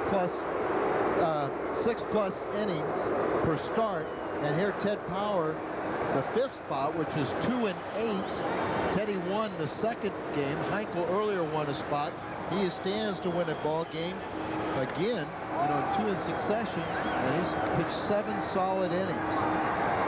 And it would appear there's a chance that Teddy is done for the night. Oquendo, Pena, and Power scheduled in the 8th, and Daly is still warming up and ready in the bullpen. And to get 7 great innings out of Ted Power, well, that's more than you'd really even hope for. Definitely, Kenny. And I think if you went to the 5th starter before, they've been averaging about 4 innings. Here is Garcia to grab the pop-up off Oquendo's bat. 1 out in the Redbirds' 8th inning. Power, Chris Carpenter, Don Heinkel, and for 1 start, Matt Kinzer, making up the 5th starters that Whitey has used in now 16 starts. Johnny Morris is on deck, so Whitey appears to have made the decision, and I think it's twofold. Ted Power, he really has stretched him out. He's put 2 good starts back to back, has a chance to win 2 games straight. Let him build off of that, keep that confidence high. In the hole, off the glove of young Jeff Hewson, and Pena is safe at first base. They're going to give Pena an infield single, and it is the Cards' 5th hit, and you can see the problems that Hewson has been having. Well, it's, at the AAA level, you don't play on turf, and he's probably having some problems right here. And then psychologically, he's worried about every one of these little errors that they play on him. And when you're afraid to have that ball hit to you, that's when the worst comes. And you made the point. He's hardly ever played on artificial surface, and it's been a big problem for him because he's used to natural grass, and he's having a tough time making the adjustment. John Morris will come up here with Pena at first, 1 out in the 8th inning. John hitting .238, but he has been a potent pinch hitter.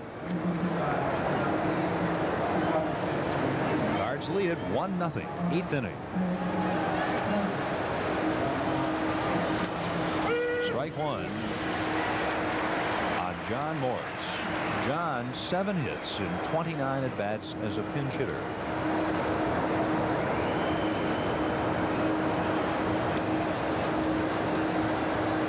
An unearned Cards run in the 7th inning. The only run tonight here in Montreal. And it came really on that Hewson error. As Ozzie was at third, wasn't going anywhere. Thompson stealing second base, safe. Hewson sweeping the tag up. The ball squirted out of his glove, and Ozzie alertly dashed home. That's the key play of this ball game. Dominated by the 2 pitchers, Perez and Power. Rains out in left for the 2nd out, and back to first, Tony Pena. What do you think is going to happen when you start getting into pressure games? But that's one thing about these Expos in general. They haven't been in postseason play since '81, where they won the 2nd half of the 2 seasons through the baseball strike. But they do have a veteran club, and one that has responded to some pressure games. Now a ball gets away out in left field, I believe, from the Cardinals bullpen, and Tim Raines will retrieve that. Worrell gets up now. Daly had been ready. And I think Daly has completed his throwing and will be the next scheduled pitcher. Todd just warming up behind him. In the 8th inning, the Expos will have the 8, 9, and 1 hitters. So this could very well be the end for Perez here in the 8th. You see Coleman hitting only .229 on the road, and look at all those strikeouts. That's a foul ball. 1 strike on Vince, who is 1 for 3 tonight. And with if Daly does take the mound, look for Buck Rogers to counter with Rex Hudler. He hits left-handed pitching very well. He's kind of been a surprise home run hitter lately. He has been a man for drama for the Expos. Rex Hudler.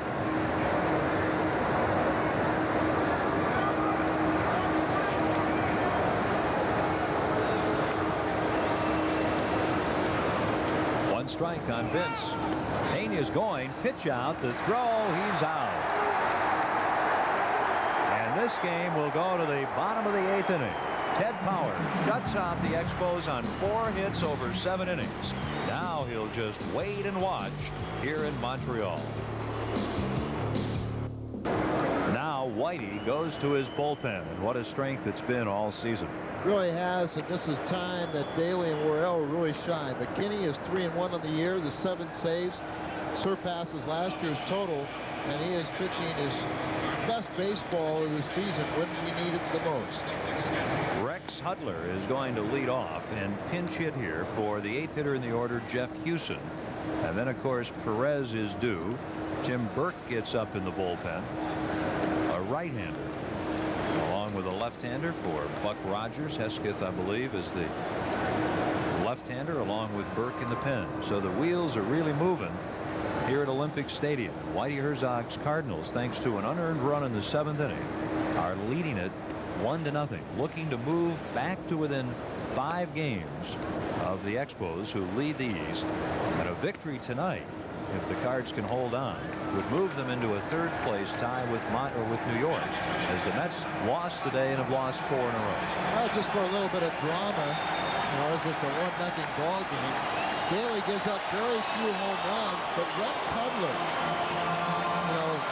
McGrain has only allowed 1 home run. It was off the bat of Hudler, and Hudler had no home runs in his first 140 major league at-bats, and since that time, Hudler has hammered 10 homers in his last 238 ABs.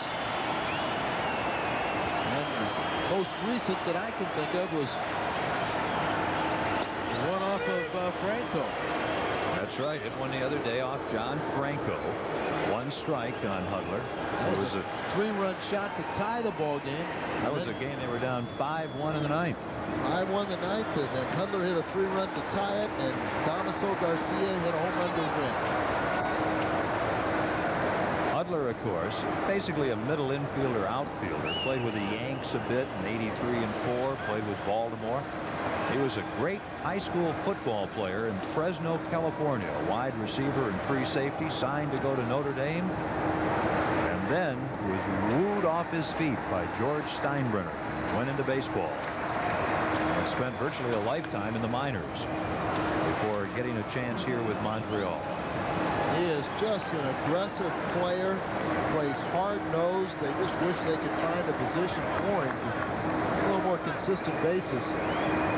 He can really fly, too. I was going to say, he can flat out run. And then to get Nixon behind him on the on-deck circle. 2 strikes on Hudler. Nixon, a switch hitter, a speedster, is on deck. They also have Wallace Johnson on the bench, another switch hitter. Johnson has not had the kind of year in '89 that he's had the last few years. And there is Otis Nixon, brother of Donnell Nixon, and they both play the same way against the Cardinals. They hit just about everything you throw up there.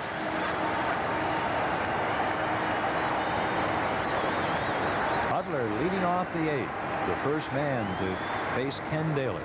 Cards lead 1-0. Popped up, but in the crowd, still 0-2. Let's set the Cards defensively for him. The outfield, Coleman in left, Thompson in center, Bernansky in right. The infield on the left side, Pendleton and Smith. On the right side, Oquendo and Guerrero. Daly and Pena, the battery.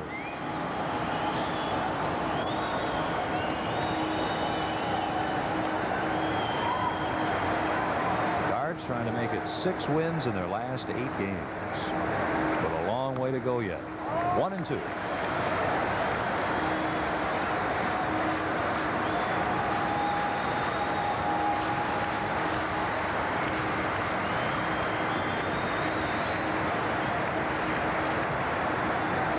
Expos feel they might have the best defense in the National League. And that's been the tough spot for them in this one. Still 1-2. Costly error. Well, costly error. Butler, whether he gets on base or not, has had a good AB. Firing off several pitches. Making Daly work. What a game for Pascual Perez. Will be lifted for a pinch hitter. Strike 3 call. Ken Daly strikes out the first man he faces. Now, after falling off several pitches, he's looking breaking ball, and he gets the express. Commits himself, and all of a sudden the ball is thrown right by him. Now Daly will face Otis Nixon, another switch hitter. Otis, a .230 hitter, .250 from this side. And as a right-handed pinch hitter this year, he is 0 for 9. Throw the numbers out. Forget about it. He hits the Cardinals and gets on base. Ball 1. There is the Otis Donnell Nixon story.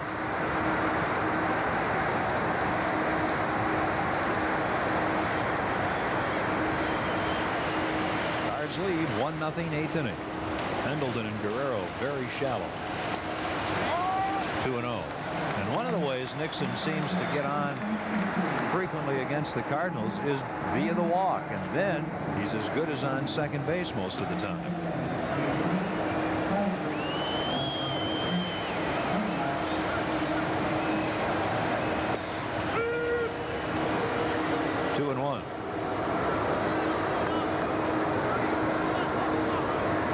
Goes 8 innings.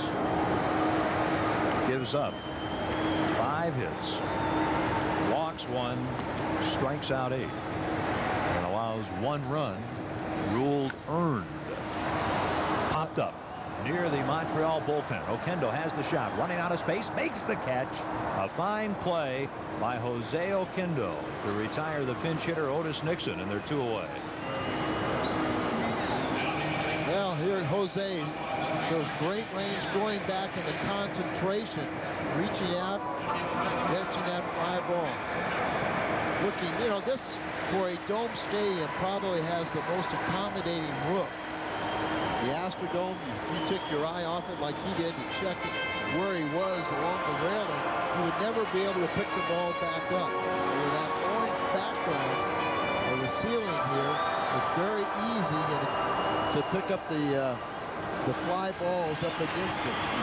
Now we'll get a right-handed bat off Buck Rogers' bench. The veteran catcher utility man Mike Fitzgerald.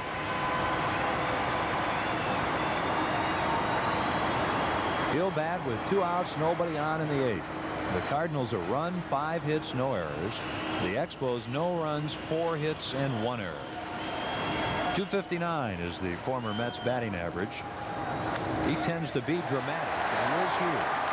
A 2-out 8th inning single. A great late inning clutch hitter off the bench. Mike Fitzgerald batting for Dave Martinez.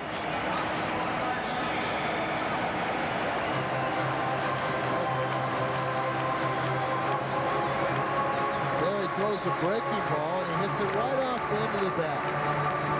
Can't fault Daly for trying to get ahead with a breaking ball, and you just have to give Fitzgerald a little bit of credit there. Now the next fella, Damaso Garcia, is certainly not to be taken lightly. He's hitting just about .290. But keep in mind, in the last 6 games, he's had 17 at-bats and is 11 for 17. Fitzgerald, so-so as a runner at first. He's there with 2 outs and a long one. Coleman back to the track, to the wall. He's got it! What a catch! Vince Coleman makes the catch to take an extra base hit away from Damaso Garcia. Whoa, what a way to end the 8th inning. Watch him jump up and catch the ball cleanly, and I watched the reaction from Fitzgerald. Before the Expos, this ball would have been out. And Fitzgerald, when he came around home plate, he kind of looked stunned. He couldn't believe that Coleman caught the ball And he clearly did. Nice catch.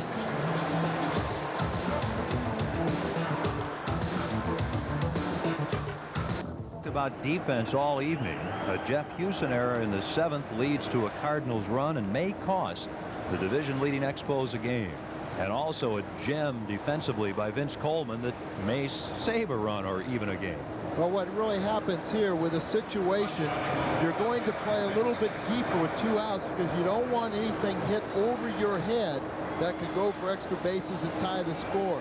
So Coleman was playing deeper than he normally would, so he goes back to the wall, and then his leaping ability comes into play and makes the catch, preserves the shutout, and took a little sail out of the winds of the Expos. New pitcher is Joe Hesketh. There's his numbers. High ERA earned him to a trip to AAA. But he has come back and pitched very effectively, but still that ERA has not gotten respectable. And the 9th inning begins with a strike to Vince Coleman. 1 for 3. Rex Hudler is the new shortstop staying in the game. Otis Nixon also stays in the game. He is the new Montreal center fielder. Thus, the new pitcher, Joe Hesketh, is in the first spot in the batting order. 2 strikes on Coleman. The Cards get the only run of the game thus far in the 7th inning. An infield single by Ozzie Smith. A base hit and run to right by Thompson. Runners at first and third. Thompson steals second base. On the play, Hewson, the shortstop, catches the throw from Santovania. On the tag, the ball flips out of his glove into the air, away from him long enough for Ozzie to score from third. With the run. Then Guerrero had fouled out, but Pendleton hit a slow roller to the second baseman with 1 out. The scorer rules that Smith would have scored on that rollout, so thus the run is earned. Yeah, but there was nobody on base. How can you assume that, you pitch a guy completely different? 2 strikes. Still 0-2 on Coleman.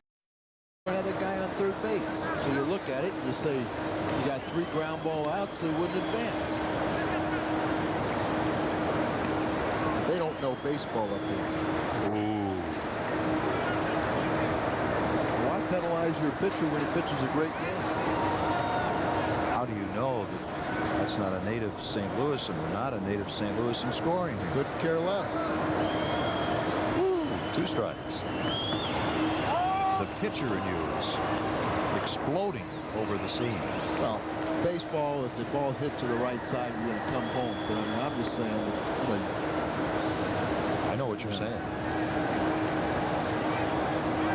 You're taking a hypothetical situation that doesn't really apply to what was happening. Coleman singles, battles back after getting behind 0-2, and Vince has a couple of hits tonight after a hit in his last at bat Wednesday night that drove in a run. Time to start a new streak, Vince. Represents a big run out there. Vince was thrown out trying to steal second base in the 4th inning. He was at 50 consecutive stolen bases without being caught. Thrown out by Nelson Santovania in the 4th. His major league record ends at 50. I just got it. The official score is a car salesman. Used or new? Used or new? New. That New. makes a difference.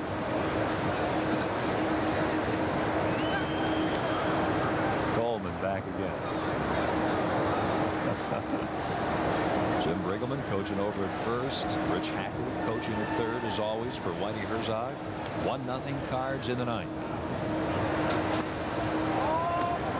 Ball 1 on Ozzie Smith. Thompson is on deck. If you're just joining us, we're at Olympic Stadium in Montreal. I'm Ken Wilson. The other voice belongs to former Cards reliever Al Raboski. The Cards getting a run in the 7th inning, leading 1-0 in this key game to begin this 3-game weekend series. Average lead for Coleman.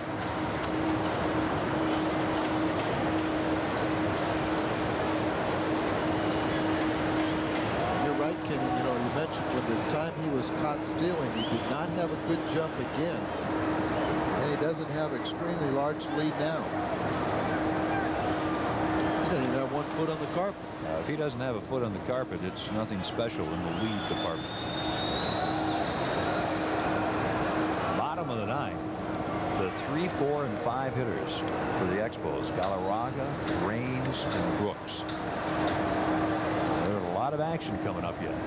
The bunt down the first baseline. Galarraga fields. He'll go to Garcia. The sacrifice by Ozzie moves Coleman to second base. I suppose you're going to want to know, now that you know that the scorer is a new car salesman, you're probably going to want to know if he's French Canadian or English Canadian. I couldn't care less. The issue being was the run earned or unearned in the 7th inning, and it's been recorded as an earned run against Pascual Perez. Thompson's 1 for 3 tonight. Look what he's done with men on versus bases empty. He has a chance here to pick up his 36th RBI, and it would be awfully nice to bring Vince in.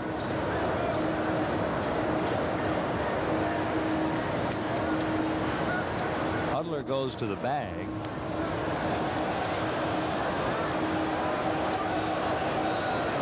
Controversial play, you know, Thompson stole the base. That happened to be the 100th stolen base for the Cardinals this year. It's a tough climb to 200 from here, isn't it? That's right. That appears to be in jeopardy, seeking the 8th consecutive year of 200. That's a strike. Every year 200 has almost been an automatic lately for the Cardinals, but it doesn't look very automatic this year. Vince, of course, is at 44 stolen bases, leading the entire league.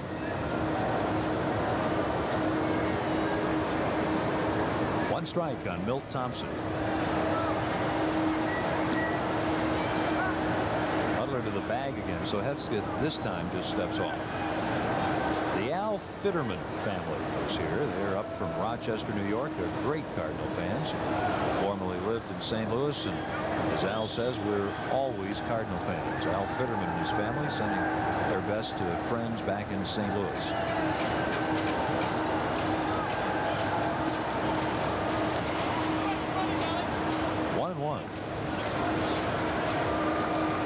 This crowd, the largest of the season in Montreal, has really been silenced. 41,722. They have seen a magnificent pitcher's battle. And the recent chink in the armor of the Expos chip away a little more. An error in the 7th inning, allowing the run to score, the only run of the game.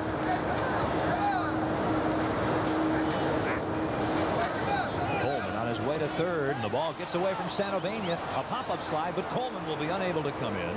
Santovania recovers, and Coleman goes to third on a stolen base, number 45, and his new streak is at 1. Well, they're paying so much attention to him that Hesketh threw a couple balls in the dirt, but he first put his head down, driving for third. Now you see Rich Hacker was trying to tell him all the way. He had his head down, but he was trying to tell him to get up. The ball got by the catcher, but it really would not have made any difference. See how he puts his head down? Slides in there. Well, the whole time Rich was trying to tell him, hey, get up. But when the ball hit the backstop area, it came right back towards the pitchers or the home plate area, so Vince could not have scored on it. The infield in, 1 out, 2 balls and a strike on Thompson. Coleman at third. It was a good example of the value of a pop-up slide also. Your preparedness to advance. Coleman cannot advance. Hudler's throw gets Thompson 2 away. And it'll be up to Guerrero if the Cards will go to the bottom of the 9th with more than a 1-run lead.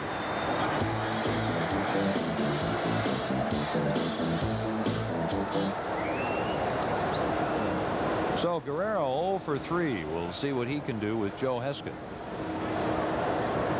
Yeah, you really would have liked to see maybe Coleman challenge at home. Come home on that ball. Real aggressive lead there.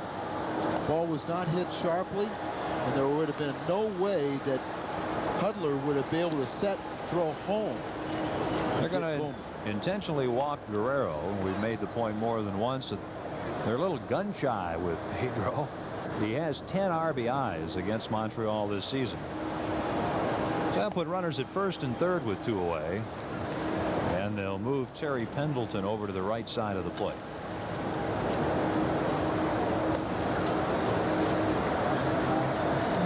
The Expos have been in first place for 31 straight days.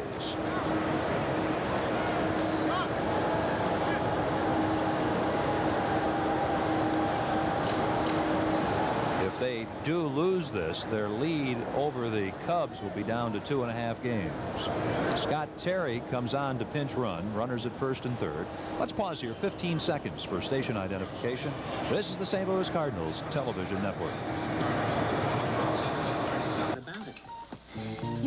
Cards lead at 1-0. 9th inning. Runners at first and third. Pendleton 0 for 3 against Joe Hesketh. Sharply in the hole, Hudler. His play is to second, and it's not in time. Across the plate comes Vince Coleman to make it 2-0.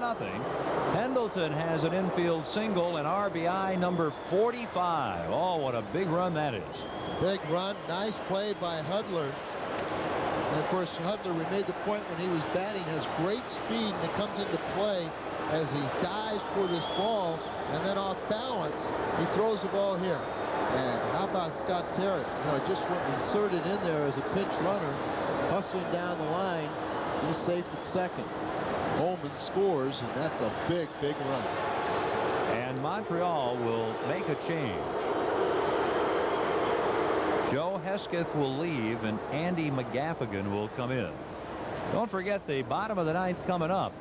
And the Expos have their big guns, Galarraga, Raines, and Brooks. So there's a lot to happen yet. 2-0 Cardinals in the 9th. We'll take a local break and then return to Olympic Stadium in Montreal.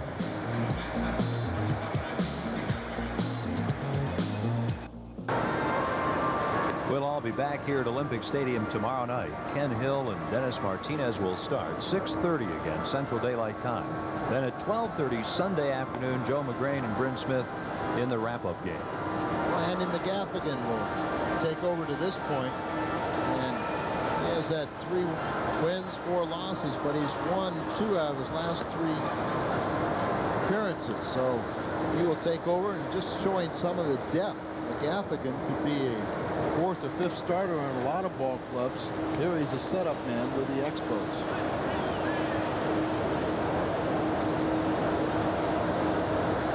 He'll be facing Tom Brunansky. And really just trying to get the Expos up to the plate in the 9th without any further damage. The Cardinals, of course, were aware before the game began that the Mets had lost at Chicago. So the Cards with an opportunity tonight to move into a 3rd-place tie with New York. If they can get the win, they lead at 2-0 here in the 9th. Pittsburgh won the first of a doubleheader at Philadelphia, 10-5. There's no score in the 2nd inning of the 2nd game. Pendleton at first. Scott Terry pinch running for Guerrero at 2nd with 2 down. And ball 1 on Brunansky. Cincinnati at Atlanta 1-1 in the 8th inning. Talk about struggling teams. You could talk all night long down there about that. In the 5th at Houston in the showdown, Giants 2, Astros 2. Later, the Dodgers and Padres in San Diego, Hershiser and Hurst. 2-0.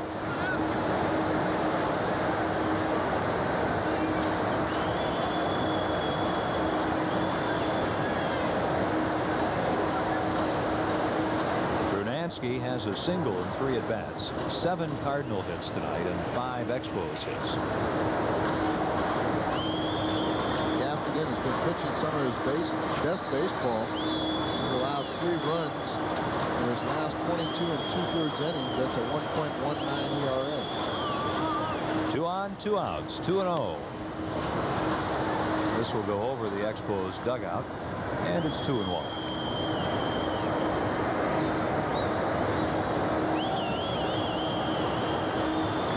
Cardinals continually trying to prove to everyone around the world of baseball that they're for real in this Eastern Division pennant race, wanting to assure that it is a 4-team race. There are some who are not total believers. Strike, 2-2. 10 days ago, you would have thought, well, maybe the Cards could come into Montreal 3 out and have a chance to surge to the top. But of course, as it turns out, they come in 6 out, and the goal is to just stay in things and maybe nudge their way back a little bit. So it had the potential of being a showdown almost, but it's not that way.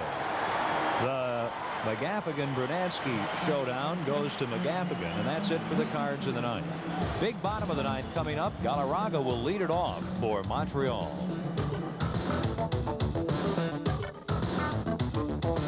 Truck dealers. When you're in St. Louis, see Bellman, Bomarito, or Brooklyn GMC.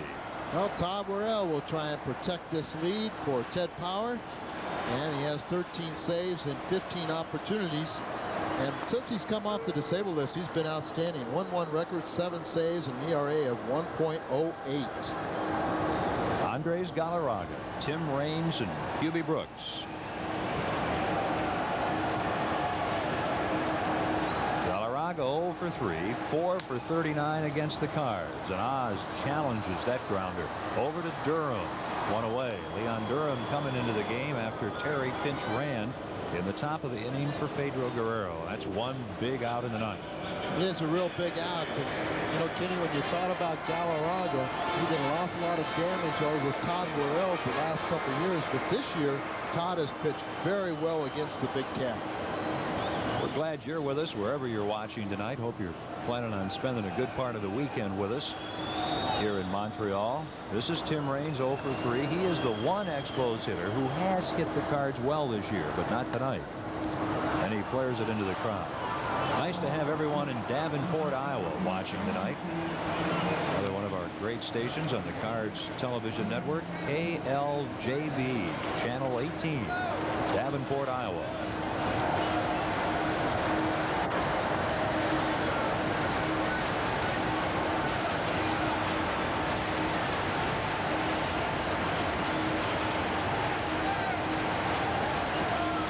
Raines, Brooks, 2-0 Cards in the 9th. Nobody on, 1 out. 1-1. Vince Coleman tonight with a stolen base in the top of this inning, and that stolen base by Vince means $100 for Children's Hospital from your Metro St. Louis Lincoln Mercury dealers. Raines, one of the top hitters in the league. 1-2. Worrell trying to preserve Ted Power's 3rd win against 4 losses. And if you joined us late, another magnificent start for Ted Power, shutting out Montreal over 7 innings on 4 hits. And having to do it in a tenuous situation, battling Pascual Perez almost pitch for pitch. 1-2.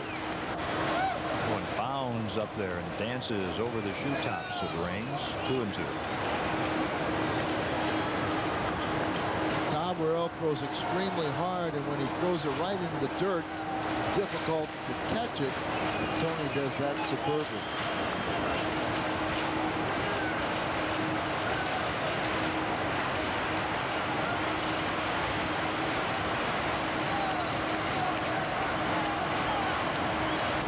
Cardinals in the 9th. And for Tim Raines, it's back to the dugout. He struck out twice and 0 for 4, and Worrell on the Cards, 1 out away. Let's take a look at the big strikeout pitch. Fastball, look like a sinking fastball or maybe a slider. Hard pitch. An excellent one from Todd. Faces Hubie Brooks. The Cardinals are an out away from back-to-back shutouts, shutting out the Cubs on 2 hits Wednesday night. Brooks fouls it back, 1 strike. They have shut out the Expos tonight on 5 hits. The Cardinals pitching staff right up among the leaders in the league in shutouts. If I'm correct, and we don't have the numbers, Al, don't even look. They don't come north of the border. But the shutout Wednesday night, I believe, was number either 11 or 12. 12 was number 12, so this would be 13. And it might equal the high of any team in the National League. That being in the department of shutouts of the opposition. The Cardinals shutout would be the 13th. Now 0-2, and they call for the changeup. 1-2. Of course, Todd Worrell's changeup's a little harder than An 87-mile-per-hour changeup. it's usually traditionally what the wiggle is. And took off the fastball. This may be a forkball. It's a pitch he doesn't use often. 2-2. Yep. Took off the fastball, and Tony's put down a slider, and then he put down 4. Maybe, you know, Todd working on the split finger. Now he has to work on a very dependable pitch. And he goes with number 1, the Espresso. 2-2 on Brooks. And he gets it. It's over. Oh, what a nice victory for the Cardinals tonight against the Montreal Expos. Great Cardinals pitching. And as it turns out, the Cardinals win the battle between these outstanding defensive teams tonight. After a few pitches away, Todd will go with the bread and butter. It'll be a running fastball up and in. And it's a good one. The Cardinals pick up single runs in the 7th and 9th. They win it 2-0. And will return to Olympic Stadium.